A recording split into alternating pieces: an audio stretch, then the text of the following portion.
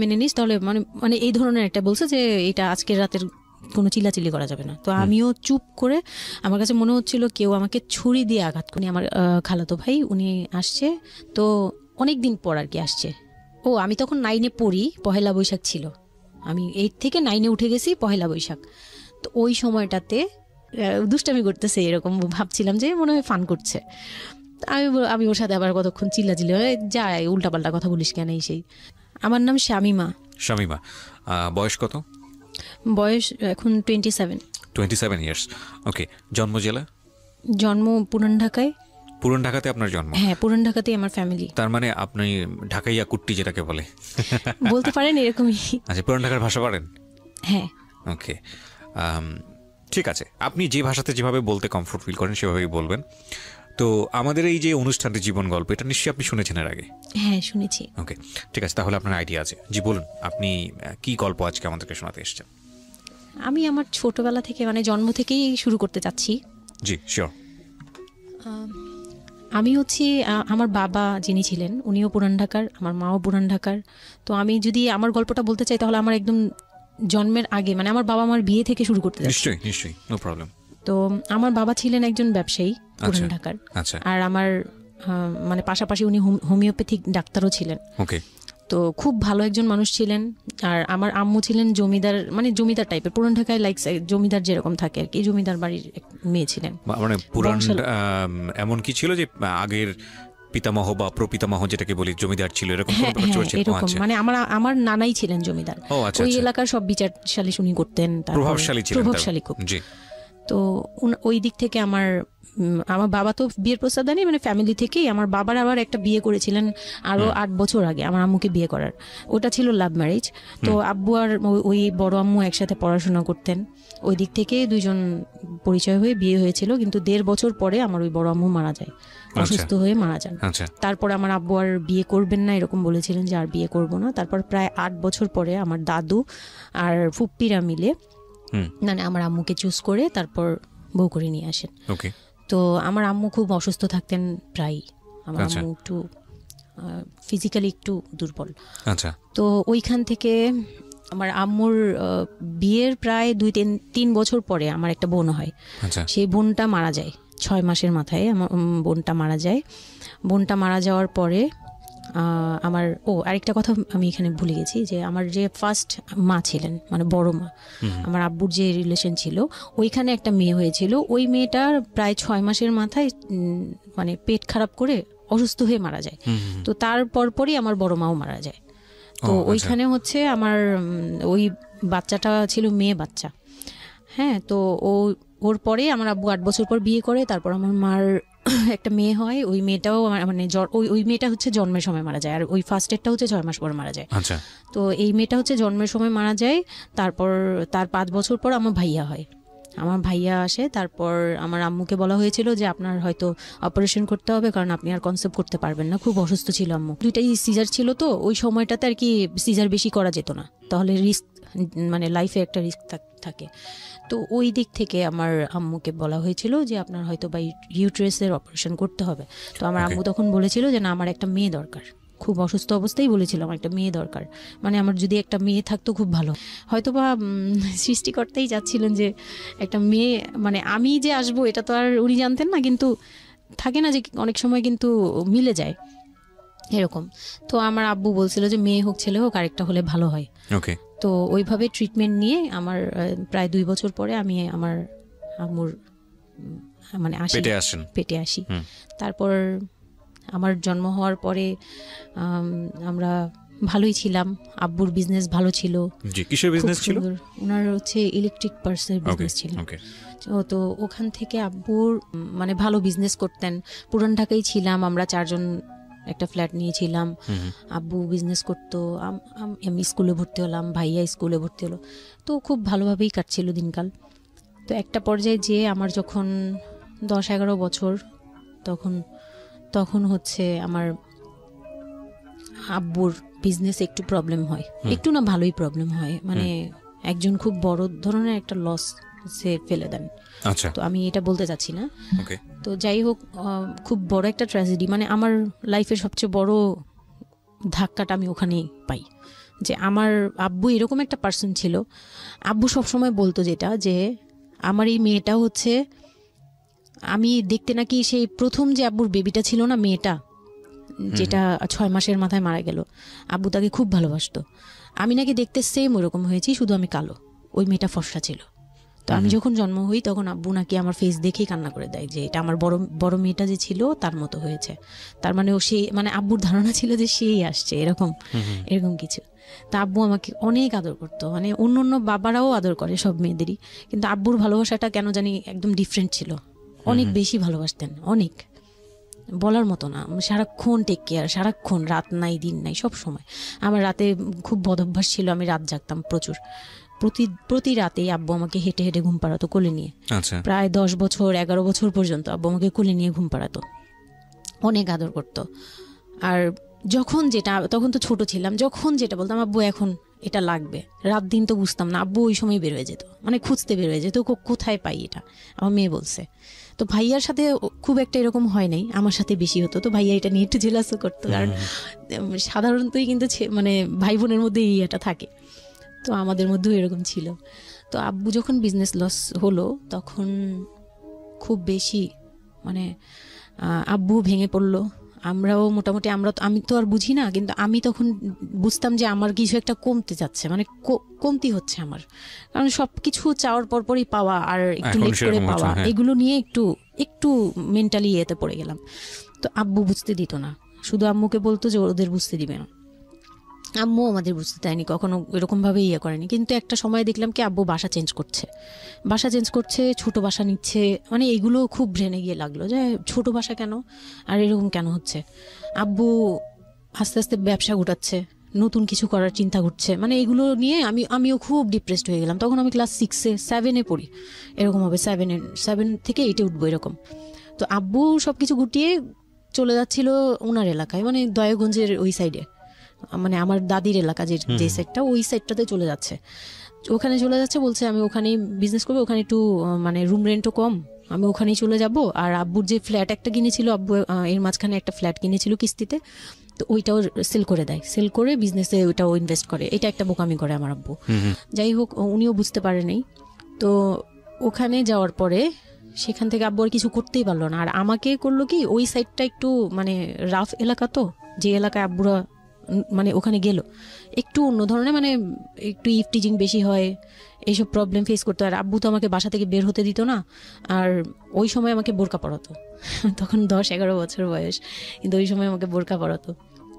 তো ওই দিক থেকে চিন্তা করেছে যে এখান থেকে স্কুল চেঞ্জ করতে হবে, 8-এ উঠে যাচ্ছে মেয়েটা, তো এখান থেকে স্কুল না চেঞ্জ করে ওর মামার বাসায় থাকুক, আমার ছোট মামার বাসায় আর কি। আমরা তো নানু বাড়ি তো আমার ওইখানেই, বংশাল সাইডে আর কি। তো ওইখানে আমার মামা বাসায় নানু বাড়িতে রেখে আমার আব্বু যায়, কিন্তু রাখতে চায় না প্রথমে। আমার আম্মু খুব রিকোয়েস্ট করে যে এখানে ভালো থাকবে, আর আমার মামা ওইখানকার, আবার নানার পরে আমার মামাই ওখানে মোটামুটি প্রভাবশালী, মানে নানার যে প্রভাবটা ওটা আমার মামা পেয়েছে, মানে ওখানে বিচার টিচার যা হয় সব মামা করে, এখনও করে। তো ছোট মামার বাসায় গেলাম, মামি আমাকে খুব আদর করতেন, মামি আমাকে অনেক স্নেহ করেন, সত্যি কথা এখনও অনেক স্নেহ করেন, কিন্তু আমার যাওয়া হয় না, ওটা আমি পরে বলছি।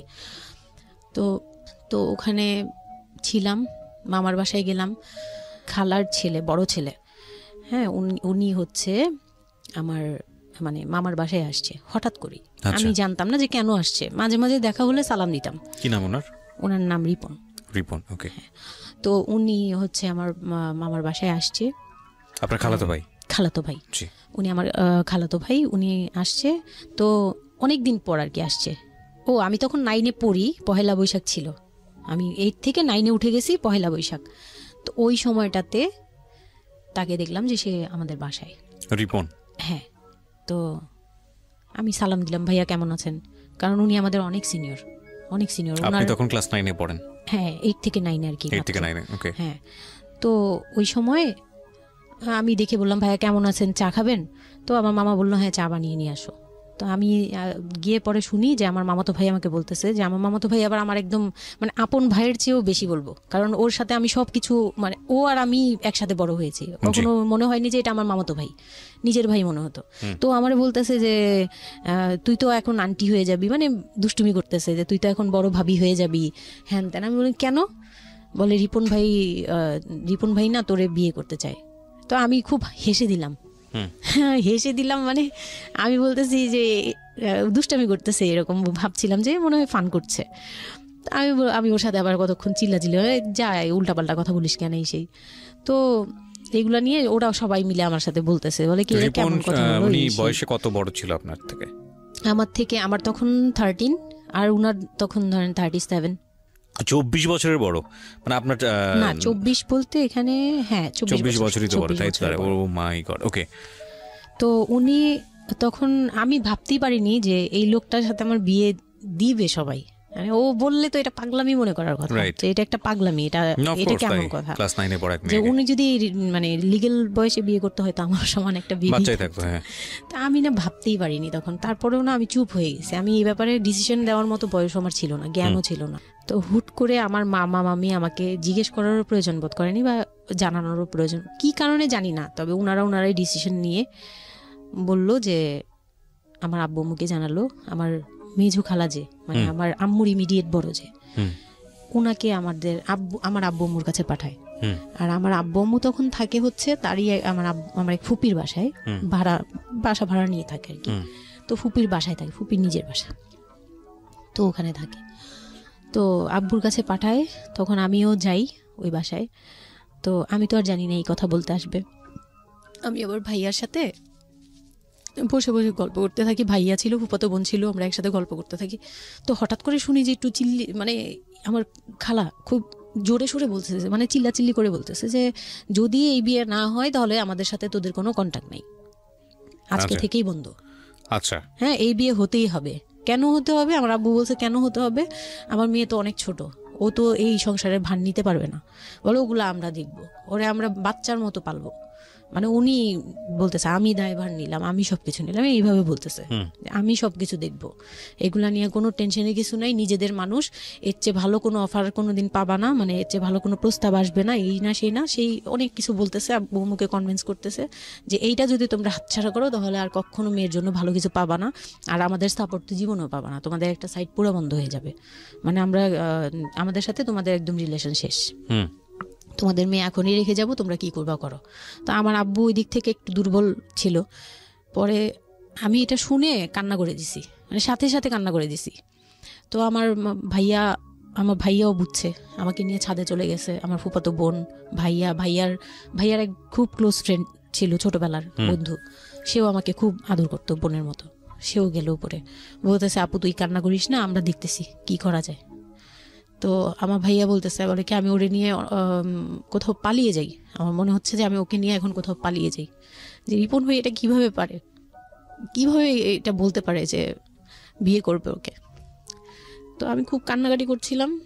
আমার খালা চলে গেল, খালা চলে যাওয়ার পরে আমার ভাইয়া আব্বুকে যে কি বলছে জানি না, আব্বু আবার ছাদে আসছে, আমি কান্না করতেই আসি, মানে তখন কন্টিনিউ কান্না করতেছি। তো আমার আব্বু ছাদে এসে যেটা বললো যে, আমার আব্বু তখন বললো যে, বলে আমি তোমাকে নিয়ে মানে বনে চলে যাব দরকার পড়লে, কিন্তু আমি ওর কাছে তোমাকে দিব না। তো আমি দেখলাম যে আব্বু ফিজিক্যালি, মেন্টালি, আর্থিকভাবে সব দিক থেকে দুর্বল, এখন আমাকে নিয়ে যদি বের হয় সে পারবে না, এটুকু বুঝলাম, তার দ্বারা সম্ভব না এটা। পরে আমাকে বললো যে তুমি যদি রাজি থাকো তাহলে আমার কোনো আপত্তি না, যদি তুমি বলো যে না আব্বু আমি রাজি না, তুমি শুধু একবার বলো, তাহলে আমি তোমাকে নিয়ে বের হয়ে যাবো, আমরা বাবা মেয়ে কই থাকবো কেউ জানার দরকার নেই। আপনার মার কি ভূমিকা ছিল এই সময়? আমার মা তখন বলতেছে যে দিবে, আমার মা ইচ্ছা ছিল যে দিবে, কারণ আমার মা তখন এই জিনিসটা বুঝে না, মানে আমার মা এমনিতেও অনেক সৎ সরল, সত্যি কথা বলতে ওনার দোষ না এটা, সেইটা বুঝতো না যে এই যে ডিস্টেন্সে বিয়ে দিলে এই বিয়েগুলো টিকে না, বা 24 বছর বয়সের ডিফারেন্স, এগুলো নোট করবেন এবং খুব ইম্পর্টেন্ট, আসলে খুবই ইম্পর্টেন্ট, কারণ বয়সের গ্যাপটা না ঠিক আছে, কিছু কিছু মানুষের জীবনে যে ব্যতিক্রম ঘটে না তা কিন্তু না, কিন্তু এই ব্যতিক্রমটা যদি আমরা উদাহরণ হিসেবে নিয়ে সবার উপর চাপিয়ে দেওয়ার চেষ্টা করি তাহলে কিন্তু সেটা সম্ভব নয়। ঠিক আছে, একটু খেয়াল করবেন, 24 বছরের ডিফারেন্স হচ্ছে ও এবং ওর খালাতো ভাই রিপনের মধ্যে। ও যখন 13 বছর তখন ওর খালাতো ভাই হচ্ছে 37। So it's a huge gap. সাধারণত বলা হয়ে থাকে 4-5 বছরের গ্যাপ ইজ ওকে, কিন্তু এর থেকে বেশি না হওয়াটাই বেটার। সেক্ষেত্রে 24 বছর, কোথায় 4-5 বছর আর কোথায় 24 বছর। হ্যাঁ, দেন হচ্ছে ওই বিয়েটা, মানে আপনি কি বললেন? এখন তো সিদ্ধান্ত আসলে আপনার জায়গায় ছিল। সিদ্ধান্ত আমার জায়গায় বলতে, আমি তখন 13 বছর বয়স, তো মানে আমি তখন প্রেমও করিনি একটাও। মানে একটা এজ থাকে কিন্তু সবকিছুরই, মানে তখন দেখতাম যে আশপাশে মানে যারা কলেজে পড়ে, আমার একটা টার্গেট ছিল যে আমিও একদিন কলেজে পড়বো, যাবো। আমার ভাইয়াও বলতেছে, বলে আমিও আপনার সাথে যাব। তো আমি দেখতেছি আব্বু এমনিতেই 1 থেকে 1.5 বছর বা 2 বছর ধরে এরকম সার্ভাইভ করতেছে, মানে নিজে যুদ্ধ করে পারতেছে না, কাজকর্ম সব কিছু বন্ধ হয়ে গেছে, মানে বিজনেস টিজনেস সব গুটিয়ে ফেলছে। তারপর উনি যে এখন নিজে চলবে ওইটাই চলতে পারতেছে না, মানে খুব কষ্ট হচ্ছে আমাকে। আমার মতো মানে আমাকে যেখানে উনি একটা রাত 24 ঘন্টা একবার হলো আমাকে দেখতে হতো, ওই জায়গায় আমার মামার বাসায় ফেলে রাখছে। প্রতিদিন হেঁটে যেত, দেখে আসতো, একবার হলেও দেখে আসতো, মানে এরকম কষ্টগুলো করছে। ওই দিক থেকে চিন্তা করে দেখলাম যে না, আমার আসলে উনাকে প্রেশার দেওয়া উচিত না, উনার উপর ছেড়ে দিই। তখন আর কি এটাই মাথায় কাজ করছে যে আব্বু আপনি যেটা বলবেন সেটাই। পরে তার 1 সপ্তাহের মধ্যে 14 এপ্রিল পহেলা বৈশাখ আর 23 তারিখে আমার এঙ্গেজমেন্ট হয়। এঙ্গেজমেন্ট হয়ে যায়? হ্যাঁ, ওই উনি একদম খুব তাড়াহুড়া করে যে এঙ্গেজমেন্ট হতে হবে, বিয়ে হতে হবে খুব শীঘ্রই। তো ওইভাবে এঙ্গেজমেন্ট হয়। মানে এঙ্গেজমেন্টের পরেও আমি একদম স্টপ, আমার মাথায় কিছুই, তখন আমি পুরোপুরি ব্ল্যাঙ্ক। মানে আমি যে নিজের থেকে কিছু বলবো, কিছু করব, আমার ভিতরে ওইগুলো আর কাজ করছিল না। স্কুলে যাইতাম, অনেক সময় যাই না, এরকম আর কি, যে যেতে ইচ্ছে করলে যাই, না ইচ্ছে করলে যাই না, এরকম হয়ে গেলাম। এঙ্গেজমেন্টের 3 মাস পরে বিয়ে হওয়ার কথা ছিল, কিন্তু ঘুরতে ঘুরতে 4 থেকে 5 মাস ইয়ে হলো। তো 2004-এ 4 থেকে 5 মাসের মধ্যে সে আমার সাথে অনেকবার দেখা করতে চাইছে, কেউ দেখা করতে দেয়নি, কারণ আমার ফ্যামিলি খুব রেস্ট্রিক্টেড ছিল এইসব ব্যাপারে, কেউ দেখা করতে দেয়নি। আর আমিও ভয় পেতাম, তো আমি খুবই ভয় পেতাম, উনাকে অনেক ভয় পেতাম, সোজা কথা আমি উনাকে খুব ভয় পেতাম। তো এর মাঝখানে এক ভাবি, আমার নানু বাড়িতে ছিলাম, তো মানে মামার বাড়ি, আমার মামার নিজের বিল্ডিং হচ্ছে একটা, আর নানু বাড়ি পুরোনোটা, যেটা পুরোনো বাড়ি, ওখানে তো আমার সব জয়েন্ট ফ্যামিলি, মানে আমার অন্য মামারা এবং মামাতো ভাইয়ের বউরা সবাই একসাথে থাকে। তো আমার এক মামাতো ভাইয়ের বউ তাকে খুব রিকোয়েস্ট করছে যে ভাবি আপনি ওকে একটু ডেকে দেন, কথা বলবো। তো আমার মামাতো ভাইয়ের বউ মনে করছে যে সে তো তাদের তো বিয়েই হচ্ছে, তো সমস্যা কি, ডেকে দিই। তো আমাকে আর বলে নাই। প্রথম একবার আমাকে বলছিল যে দেখা করে দিবে, তখন আমি বলছি না, আমি যাবো না, আমি দেখা করবো না, আমার খুব ভয় লাগতো। তখন আমার বিয়ের মনে হয় 1.5-2 মাস আগের কথা এটা। তো আমার মামাতো ভাইয়ের বউ আমাকে ডাকছে যে কিছু একটা বলে, মানে জামা বানানো বা সামহাও এরকম কিছু একটা, অনেক বছর আগে, তো ভুলেও গেছি যে কি একটা কারণে আমাকে ডাকছে সে। তো আমি গেলাম, একদম মনের অজান্তেই গেলাম। গিয়ে পরে রুমে গেছি, পরে দেখি হইল মানে রিপন বসে আছে। তো বসে আছে দেখে না আমার একদম খুব একটা আঘাত লাগলো যে এই ভাবি আমাকে এইভাবে নিয়ে আসলো। আর ভাবি তো মজা করে, মানে ওনারও দোষ না, উনি ভাবতেছে যে নতুন বিয়ে হবে, ওদেরকে একসাথে করিয়ে সেই। তো উনি বললো কি আচ্ছা তোরা বস, আমি চা নিয়ে আসি, এরকম বলে উঠে গেল না। আমার আরো ভয় লেগে গেছে। আর তখন আমি গিয়ে দেখতে পারলাম যে ওই লোকটার আচরণ খুবই খারাপ। মানে আমার কাছে তখন মনে হয়েছে যে কেন মনে হলো এটা, কেন মনে হলো, হুট করে ভাবি যখন গেল, সে সাথে সাথে আমার পাশে এসে বসছে এবং আমাকে মানে খুব মানে নোংরা ভাবে টাচ করতেছে। তখন আমার বয়স খুব ছোট, তো স্বাভাবিক না এটা আমার কাছে ভালো না লাগার কথাই, কারণ আমি তাকে বড় ভাই জানি। এক্স্যাক্টলি, মানে কয়দিন আগেও তো সালাম কালাম দিয়ে দূরে থেকে কথাবার্তা বলতাম, বড় ভাইয়া বলতাম, সবাই মানে তাকে বড় ভাইয়াটাকে আমিও বড় ভাইয়া ডাকতাম ওই ইয়ে থেকে। আর সেই লোকটা এসে আমাকে মানে খুব অপ্রীতিকর ভাবে জড়িয়ে ধরতেছে, তারপর জড়াজড়ি করতেছে, মানে খুব ঘেন্না লেগে গেল। আমি খুব জোরাজোরি করে আমি বললাম আমি এখন চিল্লাচিল্লি করবো, মানে তখন আমার খুব খারাপ লাগতেছিল, তখন বললাম আমি চিল্লাচিল্লি করবো বলে আমি একটু জোরে বলছি। পরে উনি আমাকে ছেড়ে দিছে, আমি এমন দূর দিছি একবারে সরাসরি মানে মামার বাসায় চলে গেছে, আর আসিনি। আর ওখানে গিয়ে অনেক কান্নাকাটি করছে যে এখন তো নাও করা যাবে না, আর এই লোকটা এরকম কেন, এই লোকটা তো তাহলে বিয়ের পরে, মানে আমার একটা ভয় ঢুকিয়ে গেছে যে এই লোকটা তো তাহলে আমাকে না জানি কি করবে, এরকম একটা ভয় ঢুকিয়ে গেছে। তখন তো ছোট ছিলাম, আর আমাদের ওই সময়টাতে তো এত মিডিয়া ছিল না যে আমরা এত কিছু বুঝবো যে এই আর কি। তো ওখানে তারপর 1.5 থেকে 2 মাস পরে বিয়ে হলো। এর মাঝখানে অনেকবার ফোন টোন করতো, ইয়ে করতো, আমি রেসপন্স করতাম না। তো বিয়ে যেদিন হলো বিয়ের রাতের কথাটা কি বলবো? নিশ্চয়ই আপনার যদি মনে হয় যে বিষয়টা সামাজিকতার জায়গাটা থেকে খুব সেন্সিটিভ, একটা মেয়ের মানসিকতার জায়গাটা থেকে, যেটা আসলে এটা আমার বলার মতো শক্তিও নাই। সত্যি কথা বলতে আমি এটাই আমার লাইফের সবচেয়ে বড় ট্র্যাজেডি, বিয়ের রাত। হয়তো আপনি খেয়াল করছেন কিনা জানি না, কিন্তু আপনি মাঝখানে বললেন যে আমি অ্যাফেয়ার করবো কিভাবে, আমার মন তো তখনই ভেঙে দিছে। আমার ভিতরে একটা ভয় কাজ করে।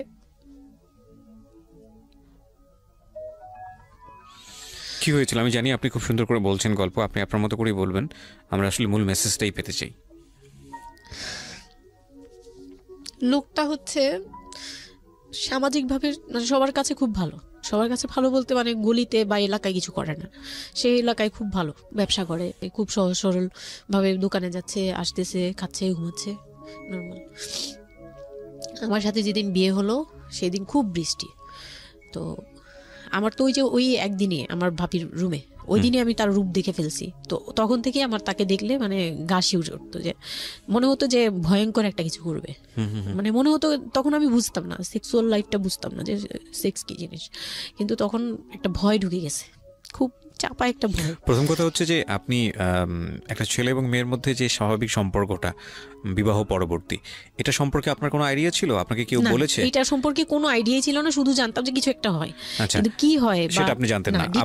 আপনাকে বিয়ের রাতে বা আগে পরেও কেউ কখনো কিছু বলে না? আমার বিয়ের আগে আমার এক ভাবি ছিল, মানে যেই ভাবির বাসায় গেছে সেই ভাবি না, আরেকটা ভাবি ছিল, উনারই বড় যা আর কি। তো ওই ভাবি আমাকে জাস্ট কানে কানে বলছে যে আজকে কিন্তু যাই হোক একদম চুপ থাকবি, আমাকে এইভাবে বলছে। শুধু এটা বলেছে আজকে যাই হোক, আরো ভয়ানক কথা বলেছে, মানে এটা শুনলে তো আরো ভয় লাগে। যাই হোক কি হবে, বলে কিছু বুঝো না তুমি, হ্যাঁ কিছু এতই ছোট, কিছু বুঝো না, এইগুলি বলতেছে। মানে আপনার মনে আরো বেশি ভয় ঢুকে গিয়েছে। কোন ধরনের চিল্লাচিল্লি করবি না, চুপচাপ থাকবি, মানে জাস্ট হাসি মুখে এরকম করে বলছে। কিন্তু আমার কাছে একটু ভয় লাগছে তখনই, যে এই লোকটা তো ওই সময় যদি এরকম মানে খপ করে জড়া ধরতে পারে, এই লোক কি করতে পারে, কি হতে পারে, মানে এই টাইপের একটা ভয় কাজ করছে তখন এই জিনিসগুলো বুঝতাম না, মানে ফিজিক্যাল রিলেশন বা এগুলি এই সম্পর্কে কিছুই জানতাম না। জানতাম যে কিছু একটা হয়, হাজব্যান্ড ওয়াইফে কিছু হয়, কিন্তু কি হয় এটা জানতাম না, এরকম ছিলাম। তো নর্মালি যখন বিয়েটা হলো, কমপ্লিট হলো, সে তো মানে কতক্ষণে রুমে যাবে এরকম। একটু পজ দিচ্ছি আমি এখানে, কারণ আমি জানি যে ম্যাক্সিমাম আমি গেস করছি এখানে, কারণ এখানে যারা শুনবে বা এই মুহূর্তে যারা শুনছে তাদের ইন্টেনশনটাকে আমি একটু ক্লিয়ার করতে চাই। সেটা হচ্ছে আমরা এটা বলি যে this is an entertaining show, but এই জীবন গল্প বলেন বা আমার লাস্ট 7-8 ইয়ার্সের ক্যারিয়ারে আমি রেডিওতে যে ধরনের প্রোগ্রাম করেছি, সোশ্যাল অ্যাওয়ারনেসের জায়গাটা থেকে এটা কী ধরনের ভূমিকা রেখেছি সেটা আপনারা আপনাদের জায়গা থেকেই ভালো মূল্যায়ন করতে পারবেন। বাট আমি একটু করজোরে আপনাদের কাছে একটা মিনতি করতে চাই, এই ঘটনাটাকে সিনেমা হিসেবে না দেখে, সিনেমার পর্দায় কিছু একটা ঘটতে যাচ্ছে এরকম একটা কিছু হিসেবে না দেখে, রেডিও হিসেবে না দেখে, একটু নিজের জায়গা থেকে চিন্তা করে দেখবেন, বা যদি বিষয়টা এরকম হয় একটা মানবিক জায়গা থেকে একটু চিন্তা করে দেখবেন। 24 বছরের গ্যাপ হাজব্যান্ড আর ওয়াইফের মধ্যে, 24 ইয়ার্স, 13 বছরের একটা মেয়ে, যে মেয়েটার জীবনে প্রেম বলতে কোনো কিছু আসেনি, শারীরিক সম্পর্ক কি সে বোঝেই না, এবং দ্বিতীয়ত যে বিষয়টা ইম্পর্টেন্ট, বয়ঃসন্ধিকালের একেবারে ইনিশিয়াল স্টেজে সে আছে, সে জানি না আসলে বিষয়গুলো কি। আর 37 বছর মানে হচ্ছে আমাদের পার্সপেক্টিভ থেকে, আমাদের সামাজিকতার জায়গা থেকে একটা ছেলে যখন একদম এই সমস্ত স্টেজ, প্রেম বলেন, শারীরিক সম্পর্ক বলেন, বা অন্যান্য যে বিষয়গুলো আছে সেগুলো বলেন, সেগুলো অতিক্রম করে মোটামুটি বৈষয়িক হয়ে গেছে। বৈষয়িক বলতে আমি যেটা বোঝাচ্ছি, এই জীবনে এসে দায়িত্ব ছাড়া অন্য কোনো কিছু থাকে না 37 কিংবা 40 বছরের পর থেকে, এরকম একটা স্টেজে আছে। তার মানে ওদের মধ্যে মেন্টাল ম্যাচিংয়ের কত বড় একটা গ্যাপ। সেই জায়গাটা থেকে ছেলেটা যদি মেয়েটাকে বুঝতে না চেষ্টা করে, বিশেষ করে ছেলের দায়িত্ব, কারণ যেহেতু সে সিনিয়র, যদি বুঝতে না চেষ্টা করে, তাহলে এটা কতটা অমানবিক এবং কতটা পাশবিক, কতটা ভয়ঙ্কর হতে পারে মেয়েটার জায়গাটা থেকে, এটা একটু চিন্তা করবেন। সো বিশেষ করে যারা বাসরাত বিষয়টাকে মাথায় রাখছেন, তাদেরকে আমি বলবো প্লিজ থিঙ্ক লাইক দিস। হ্যাঁ, এখানে একটু মানবিক হওয়া প্রয়োজন। এখানে যদি আমরা শুধু এন্টারটেনমেন্ট হিসেবে বিষয়টাকে নেই, তাহলে আমি আসলে যে কারণে এই বিষয়টা আনতে চাচ্ছি সেই মেসেজটা ক্লিয়ার হবে না। Okay, so please feel the story actually. তারপর বিয়ের দিন যেটা আর কি, রাতের বেলা সবাই আমাকে নিয়ে আসলো বাড়িতে, মানে ওনাদের বাসায়। তো ওই বাসায় হচ্ছে একটা রুম, মানে প্রথম হচ্ছে বাসায় ঢুকেই কোনো বারান্দা টারান্দা কিছু নেই, শুধু রুম আর সিঁড়ি, সিঁড়ি ঘর। মানে পুরান ঢাকার বাসাগুলো একটু বেশি হয়তো খুব ছোট ছোট হয়তো, টাইপের হয়। আমি একসময় জিএসআরসিতে কাজ করতাম, আমার ফার্স্ট জব ছিল ওটা, আমি সার্ভে করেছিলাম পুরান ঢাকায়, সেটাই আমার প্রথম পুরান ঢাকায় যাওয়া, এবং আমার কাছে মনে হয়েছিল যে আমি কোথায় এসেছি। অনেক ঘিঞ্জি ভাইয়া, না এটা কারণ হচ্ছে কি, পুরান ঢাকা নিয়ে অনেকেই অনেক কিছু বলেন, কারণ ঢাকায় যারা, তাদের কাছে পুরান ঢাকাটা একটা নস্টালজিক জায়গা। আমি তো আর ঢাকায় বড় হইনি, সো আমার কাছে ঢাকা, আমি যখন ঢাকায় প্রথম পাড়া দিয়ে যখন পাবলিক বাসে উঠেছিলাম, তখন আমার কাছে মনে হচ্ছে আল্লাহ আমি কোথায় আসলাম, এই জায়গায় আমি কেন আসলাম। তো নর্মালি হচ্ছে ঢাকায় এরকম। তারপরে যখন পুরান ঢাকায় গেলাম, পুরান ঢাকার সাথে আমার ওই ধরনের অ্যাটাচমেন্ট কখনোই ছিল না, অনেক বেশি, অনেক ঘিঞ্জি। আমার মনে আছে চকবাজারের যেই চকবাজার নামে একটা যে জায়গা আছে, ওখানে চুরি পট্টি বা কি যেন একটা আছে না, যে মেয়েদের কসমেটিক্স বিক্রি করে, ম্যাক্সিমাম হচ্ছে নকল, আমি জানি না এখন কিরকম আছে। তো আমি জীবনে কোনোদিন দেখি নাই যে একটা মানুষ আরেকটা মানুষকে গলি দিয়ে ক্রস করতে পারে। এবং ইন্টারেস্টিং বিষয় হচ্ছে, এখানে তো মেয়েরা ঢোকেই না, এবং ওর ঢোকার পরে ওপরে ছাদ, মানে এমন ভাবে বিল্ডিংটা, অনেকগুলো বিল্ডিং মিলে ওই এলাকাটা, ওখানে আকাশ দেখা যায় না, মানে এরকম একটা অবস্থা যে একজন আরেকজনকে ক্রস করতে খুব ভয়ানক, মানে রীতিমতো ভয়ানক অবস্থা। আর আমি সার্ভে করেছিলাম, যেহেতু আমি বিল্ডিং গুলো সার্ভে করতাম, মানে অনেক, আমি একদম ইউনিভার্সিটিতে অনার্স দিয়ে, না অনার্সের থার্ড ইয়ার বা সেকেন্ড ইয়ারে থাকা অবস্থার ঘটনা এটা, আমি সার্ভে করেছিলাম বিল্ডিংগুলো। তো সেই সময় ওই সময়টাতে আমার একটু জানা হয়েছে আর কি। তো আসলে ভয়ানক রকমের ঘিঞ্জি। হ্যাঁ, তো বলুন যেটা বলছিলেন। তো যেটা বলছিলাম যে ওই রাতে ওই একটা রুম, এরকম রুমের উপরে রুম, তার উপরে রুম, মানে সিঁড়ি রুম এরকম। আর প্রথম যে রুমটা, মানে নিচতলায় যে রুমটা ছিল, সেই নিচতলার রুমের সিঁড়ির নিচে ছিল চুলা আর বাথরুম, সিঁড়ি কর্নারে।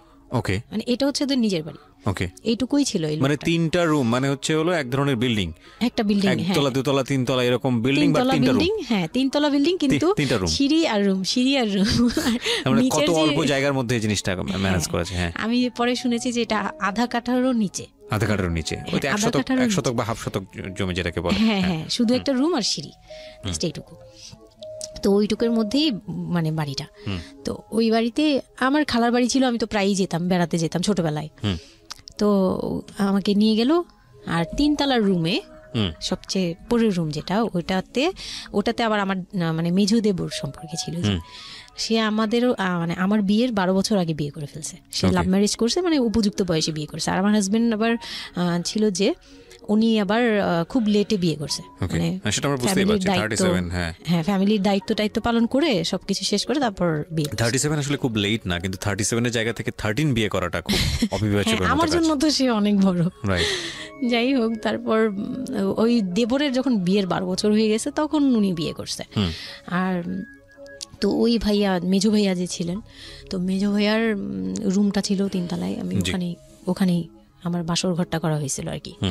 তো ফুল টুল তেমন ভালো আনা হয়নি, সে খুব রাগারাগি করছে। ছোট ভাই যারা ছিল, এলাকার ছোট ভাইটাই, ওদের সাথে খুব রাগারাগি করছে আমার হাজবেন্ড যে ছিলেন। এটা কোনো ঘর সাজানো হলো এই সেই বলে টলে বলতেছে, এখন তোমরা বের হও, অনেক হয়েছে, এখন তোমরা যাও, মানে খুব রাগারাগি করতেছে। তো আমি রাগ দেখে আরো ভয় পেয়ে গেছি। প্রথম রাত, তারপর আবার আমি মানে এই অবস্থায় আসছি, বউ হয়ে আসছি, আমার শরীরে ভারী গহনা, শাড়ি টাড়ি, মানে আমি এগুলোর ওজন নিতে পারছি না। 4-5 ঘন্টা হয়ে গেছে আমাকে এগুলো পরায় রাখা হয়েছে, ভারী মেকআপ দেওয়া হয়েছে, আমি এগুলো কখনো ইউজ করিনি ফার্স্ট লাইফে। মানে আমি দেবীর মতো সেজে বসে আছি, এরকম একটা ইয়ে। তো খুব ভয়েও কাজ করছে, নার্ভাসনেস। তারপর এখন কি হবে, সবাই বের হয়ে গেলে কি হবে, এটা একটা টেনশন। আর শুধু মানে কেমন জানি একটা ফিল, যেটা সাধারণত নর্মালি হওয়া উচিত একটা ছেলে এবং একটা মেয়ের জায়গাটা থেকে। এটা হচ্ছে জীবনের সবচেয়ে সুন্দরতম মুহূর্তের একটা, রাইট? আমরা সেটাই চিন্তা করি না। একটা মেয়ের জীবনে স্বপ্ন থাকে তার একটা বাসরাত কিংবা ফুলসজ্জার রাত, আমরা যেটাই বলি সেটা নিয়ে। একটা ছেলের জীবনেও নিশ্চয়ই থাকে, এবং সেটা চমৎকার হয়ে সারা জীবন স্মৃতি হয়ে থাকুক, এরকম কিছু একটা থাকে। এবং সেখানে বিষয়টা যদি এরকম হয় যে একটা মেয়ের জীবনে আতঙ্কের রাত এবং ভয়ানক রকম আতঙ্কের, সবচেয়ে বড় আতঙ্কের রাত ছিল ওটা, তাহলে আপনি চিন্তা করে দেখতে পারেন। এবং সেটাকে যারা আজকে এই রেডিও যারা শুনে, যারা এটাকে এন্টারটেনমেন্ট হিসেবে নিচ্ছেন, তাদের জায়গা থেকে আমি বলতে পারি যে এখানে নিজেরও কিন্তু একটা পরিচয়ের বিষয় আছে। হ্যাঁ, মানে নিজের পরিচয়টা নিজের কাছে কি দিচ্ছেন একটু চিন্তা করে দেখেন। ঘটনার ভেতরে ঢোকার চেষ্টা করুন, এই মেয়েটার মানবিক অনুভূতিটাকে জানার চেষ্টা করুন, অন্য কিছু নয় প্লিজ। কজ আমরা আমাদের সামাজিকতার জায়গাটা থেকে মেয়েদের এই বিষয়গুলোকে উইথড্র করে বা না ভেবে তাদেরকে কখনো কখনো সারা জীবনটা ধ্বংসের দিকে ঠেলে দিই। হয়তো মেয়েটার ক্ষেত্রে এরকমই কিছু হয়েছে, আমরা একটু সামনের দিকে আগাবো। জি, তারপর উনি আমাকে, আমি তখন শাড়ি টাড়ি পরা, গহনা পরা। তো খুব নর্মালি সবাই চলে গেল পরে খুব নর্মালি আমাকে বলতেছে যে ড্রেসটা চেঞ্জ করো, শাড়িটা চেঞ্জ করো, গহনা টহনা চেঞ্জ করো। তো আমি আমার লাগেজ থেকে একটা 3 পিস নিলাম, ওই 3 পিসটা নিয়ে ওয়াশরুমে চলে গেলাম। ওয়াশরুম বলতে ওই যে উপরের রুমেই একটা ওয়াশরুম আছে, আর নিচের রুমে মানে উপরের রুমে তো আর সিঁড়ি ঘর নাই, সিঁড়ি ঘরটাতেই একটা ওয়াশরুম ছিল, ছোট্ট একটা টয়লেট ছিল। ওইটাতে গিয়ে আমি চেঞ্জ করলাম খুব কষ্টে, চেঞ্জ করে তারপর মুখের মেকআপ টেকআপ এগুলো ওয়াশ করে আসলাম। তারপর আসার পরে উনি বলতেছে উজু করে আসো। হ্যাঁ, তো আমি উজু করলাম, উনি উজু করছে করে, মানে প্রথম রাতে নাকি নামাজ পড়তে হয় সবাই বলে দিছে, তো ওই নামাজ পড়লো আমাকে নিয়ে। নামাজ পড়ার পরে বেডে গেলাম, মানে আমি বিছানায় যে বসলাম, খুব ভয়ে ভয়ে আছি যে কি বলবে কি করবে জানি না। তো উনি আমার পাশে এসে বসে আমাকে ফার্স্ট কথা যেটা বললো, মানে এইটাই ফার্স্ট কথা ছিল যে আমি তো ওই ফ্যামিলির বড় ছেলে, আর তুমি তো আমাদের ফ্যামিলির সবাইকেই চিনো জানো, তোমার তো আর চেনা জানার দরকার নেই। আর আমার তখন ওনার মা মারা গেছে 3-4 বছর, মানে 3 বছর হবে এরকম, 3 থেকে 4 বছর এরকম হবে। বলে আমার মা মারা যাওয়ার পরে আমি এখন সংসার দেখি, আমার হয়ে আমার মার জায়গাতে এখন তুমি। এটা শোনার পর আমার কাছে মনে হলো আস্ত একটা বাড়ি আমার মাথার উপর পড়লো। এটা আমি যেখানে নিজের এটা একটা বিষয়, ওই কথাটা কিন্তু খুব সুন্দর বলেছে, মানে ওর 37 ইয়ার্সের জায়গাটা থেকে এটা খুব সুন্দর একটা কথা। কিন্তু কথা হচ্ছে 13 বছরের একটা মেয়ে কেন এটা বুঝতে যাবে? ও কিন্তু এটাই বুঝেছে যে এই এত 3 তলা একটা বাড়ি, 3 রুমের একটা বাড়ি ওর মাথার উপরে দিয়ে দেওয়া হলো। দেখুন, এই জিনিসটাই আমি আপনাদেরকে বোঝানোর চেষ্টা করছি যে আসলে সবকিছুর একটা বয়স থাকে। হ্যাঁ, এবং ছেলেটার জায়গা থেকে কিন্তু খুব সুন্দর নামাজ পড়েছে, বসছে, এখন পর্যন্ত আমাদের কাছে ভালোই লাগছে শুনতে। কিন্তু এটা আসলেই কেউ বুঝতে চাইবে? 13 বছরের মেয়েটাকে এই জিনিসটা বুঝতে চাইবে? এইটা বোঝাটা জরুরি ছিল। হ্যাঁ, তারপর উনি যেটা বলছে যে আমার ভাই বোন আছে, সবাই আমার ছোট, কিন্তু আমার তো প্রায় 10-12 বছরের বড়। ওনার যে 10-12 বছরের ছোট, সে আমার 12-13 বছরের বড়। মানে তাকে আমি ছোটবেলা থেকে এইভাবে দেখে অভ্যস্ত।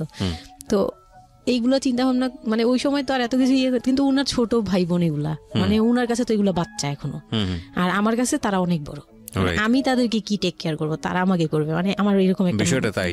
হ্যাঁ, তো আমি চুপ হয়ে শুধু শুনছিলাম, ও আচ্ছা, মানে আমি কিছু বলার মতো ভাষাও পাচ্ছি না, বা আমি কি বলবো, আমার এখানে ডায়লগই কি ছিল, মানে আমি এরকম মনে হচ্ছে যে কেউ আমাকে একটা স্ক্রিপ্ট ধরাই দিত, আমি একটু দেখে বলতাম, আমাকে কেউ কিছু বলেও না, এই লোক কি বলতেছে। তো যাই হোক, এই কথাটার পরে মানে যখন উনি এটা বলার পরে বলতেছে যে তুমি, আমাদের একটা মানে রুলস আছে, বিয়ের পরে নাকি বাসর ঘরে নাকি কিছু দেয়, হাজব্যান্ড ওয়াইফকে কিছু দেয়, তারপর নাকি টাচ করে, এরকম কিছু একটা।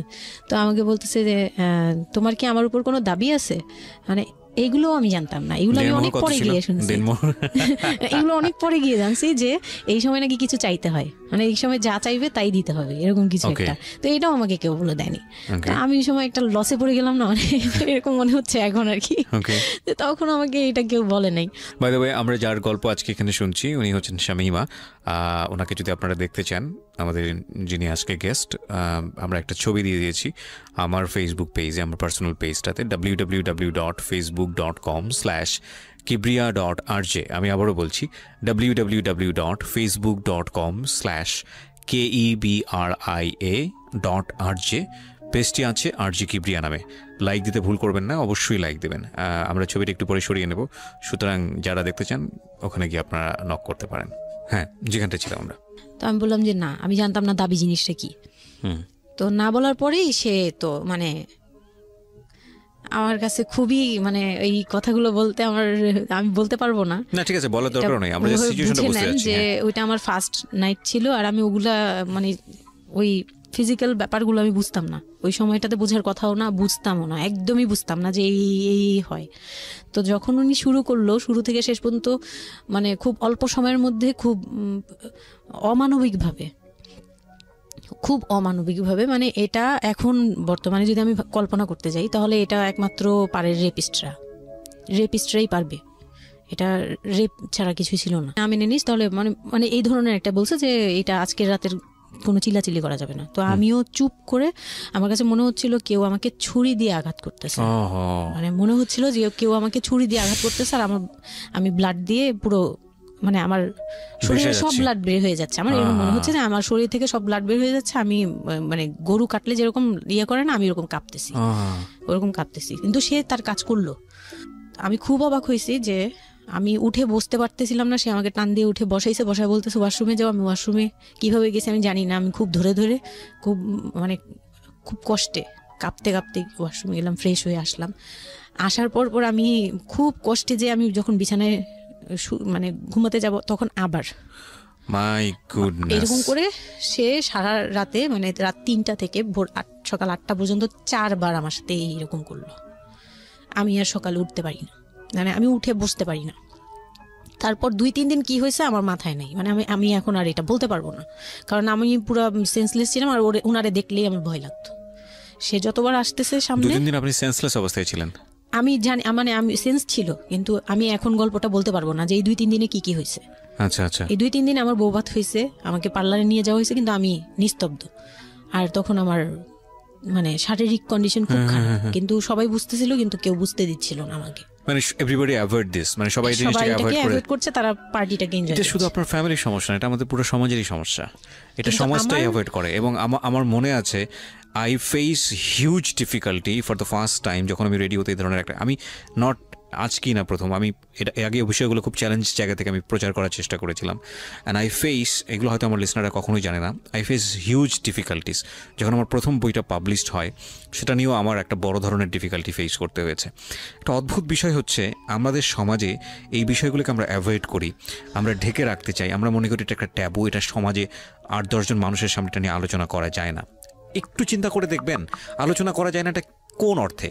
যদি বিষয়টা নিয়ে সুড়সুড়ি দেওয়া হয়, যদি বিষয়টা নিয়ে এমনভাবে বলা হয় যে এটা এমনভাবে প্রেজেন্ট করা হচ্ছে যেটা একটা রগরগা বিষয়, এবং সেটা শুনে আরও কারোর মধ্যে এই ধরনের পাশবিক বা সে আসলে এন্টারটেনমেন্টের জায়গা থেকে নিয়ে এটাকে মজা হিসেবে নিল, বিষয়টা তখনই একটা প্রশ্ন আসে। কিন্তু যদি বিষয়টা লেসনের জায়গা থেকে আসে, একটা সামাজিক শিক্ষার জায়গা থেকে আসে, যে একটা পুরুষ সে 37 বছর বয়স, সেটা আমিও হতে পারি, আপনিও হতে পারি, বা যে ছেলেটা ওনার জীবনে এসছে সে তো হয়েছেই, যে তারা যেন কখনো এরকম অমানবিক না হয়। এবং নট অনলি দিস, একটা মেয়ে যখন 13 বছরের থাকে তাকে পরিবারের এত বড় সাপোর্টের জায়গা থেকে বাবা এত ভালোবাসতো, তার জায়গাটা থেকেও কোনো একটা সাময়িক সমস্যার সমাধান করবার জন্য বা যাই হোক না কেন শেষ পর্যন্ত যে রাজি হয়েছে, এরকম এক ধরনের এটা তো জবাই করা আমি বলবো, যে একটা মেয়েকে শুধু শারীরিকভাবে হয়তো সে যেই প্রবলেমটা ফেস করেছে ওই রাতে সেটা হয়তো সে ধীরে ধীরে রিকভার করবে, কিন্তু সারা জীবনের জন্যে সে যে মেন্টালি ওই জিনিসটাকে ভয়ানক রকমভাবে একটা বাজে জায়গায় বাজেভাবে চিন্তা করা শুরু করলো মানুষের জৈবিক চাহিদার জায়গাটাতে, এটা তো একটা মানুষের থিঙ্কিংটাকে জবাই করে দেয়া, তাই না? এবং এইটা কত ভয়ানক রকমের অপরাধ, কত ভয়ানক রকমের ভুল। এবং আমাদের এই জায়গাটাতে আমাদের অনেক বেশি পরিমাণে বড় যারা আছি, সিনিয়র যারা আছি, তাদের বোঝা উচিত। প্রথম কথা হচ্ছে লিগেলি যদি আমি বলি তাহলে বিয়েটা বৈধ ছিল না, কারণ সরকার কিন্তু আমরা যতদূর জানি যে 18 নিচে বিয়ে দেওয়াকে পারমিট করে না। দ্বিতীয় কথা হচ্ছে যে মানসিকভাবে সে পরিপক্ক ছিল না। তৃতীয় কথা হচ্ছে যে যদিও বা বিয়েটা হলো তাহলে তাকে যে একটি প্রপার এডুকেশন দেয়া, যে এই বিষয়টা হচ্ছে এরকম, প্রপারভাবে বড় করা, প্রপারভাবে নার্সার করা, সেটার মারাত্মক রকমের অভাব ছিল। ঘটনা এখানে শেষ হয়ে যায় নাই, ঘটনা কিন্তু এখানে শুরু হলো। কারণ বাংলাদেশের অনেক মেয়ের জীবনে এরকম দুর্ধর্ষ রাত আসে এবং এই রাতগুলো সারাটা জীবনের জন্যে তাকে বেদনার স্মৃতি, তাকে সারাটা জীবনের জন্য একটা ভয়ঙ্কর রকমের মোমেন্টের মধ্য দিয়ে নিয়ে যায়। আমরা এগুলো নিয়ে কথা বলতে পছন্দ করি না, আমরা এগুলো নিয়ে কথা বলি না, আমরা এগুলোকে নিয়ে কথা বলাটা একটা সামাজিক জায়গা থেকে ট্যাবু মনে করি। এই ট্যাবুর ধাক্কায় কত কত মেয়ের জীবন, কত কত মানুষের জীবন, কত কত সংসার জীবন নরকে পরিণত হয়েছে, সে খবর অনেকেই আমরা রাখি না, রাখার প্রয়োজন মনে করি না। But this is a very important issue, that's why I am discussing on this. Okay, বলুন আপনি। তারপর যেটা হচ্ছিল যে মানে ওই রাতের পর থেকে মানে ওই লোকটাকে আমার শুধুই দায়িত্ব মনে হয়েছে। মানে আমার কাছে মনে হতো যে এটা আমার দায়িত্ব, যে উনার বাসায় আমার থাকতে হবে, আর উনার সাথে থাকলে আমার এরকম করতে হবে। You feel like this, right? আপনি এই ঘটনা ঘটার পরে কি আপনি কারোর সাথে ডিসকাস করার সুযোগ পাননি যে না আমি এরকম ক্লোজ কেউ ছিল না যে আপনার সাথে এরকম একটা বাজে ঘটনা ঘটছে, বা আপনি এটাকে রিকভার করতে পারছেন না মেন্টালি, বা আপনার সাথে যার বিয়ে হলো তাকেও বলতে পারছেন না যে আমার এইসব জিনিসগুলো? না, আমি উনাকে ভালোভাবে নিতেই পারছিলাম না।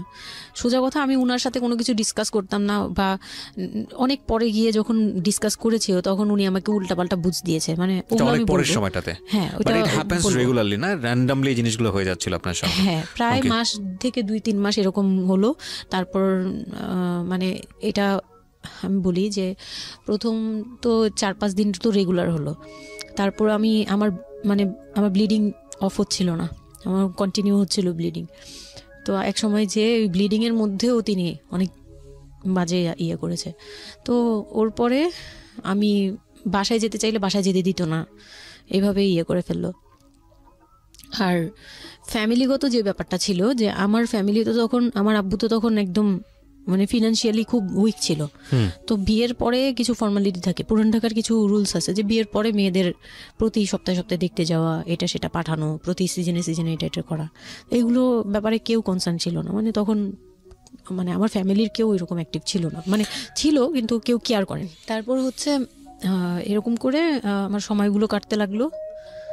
তো সবচেয়ে বড় কথা হচ্ছে আমার যে হাজবেন্ড ছিল রিপন, উনি আমার বাবার দোকানে কাজ করতো একটা সময়।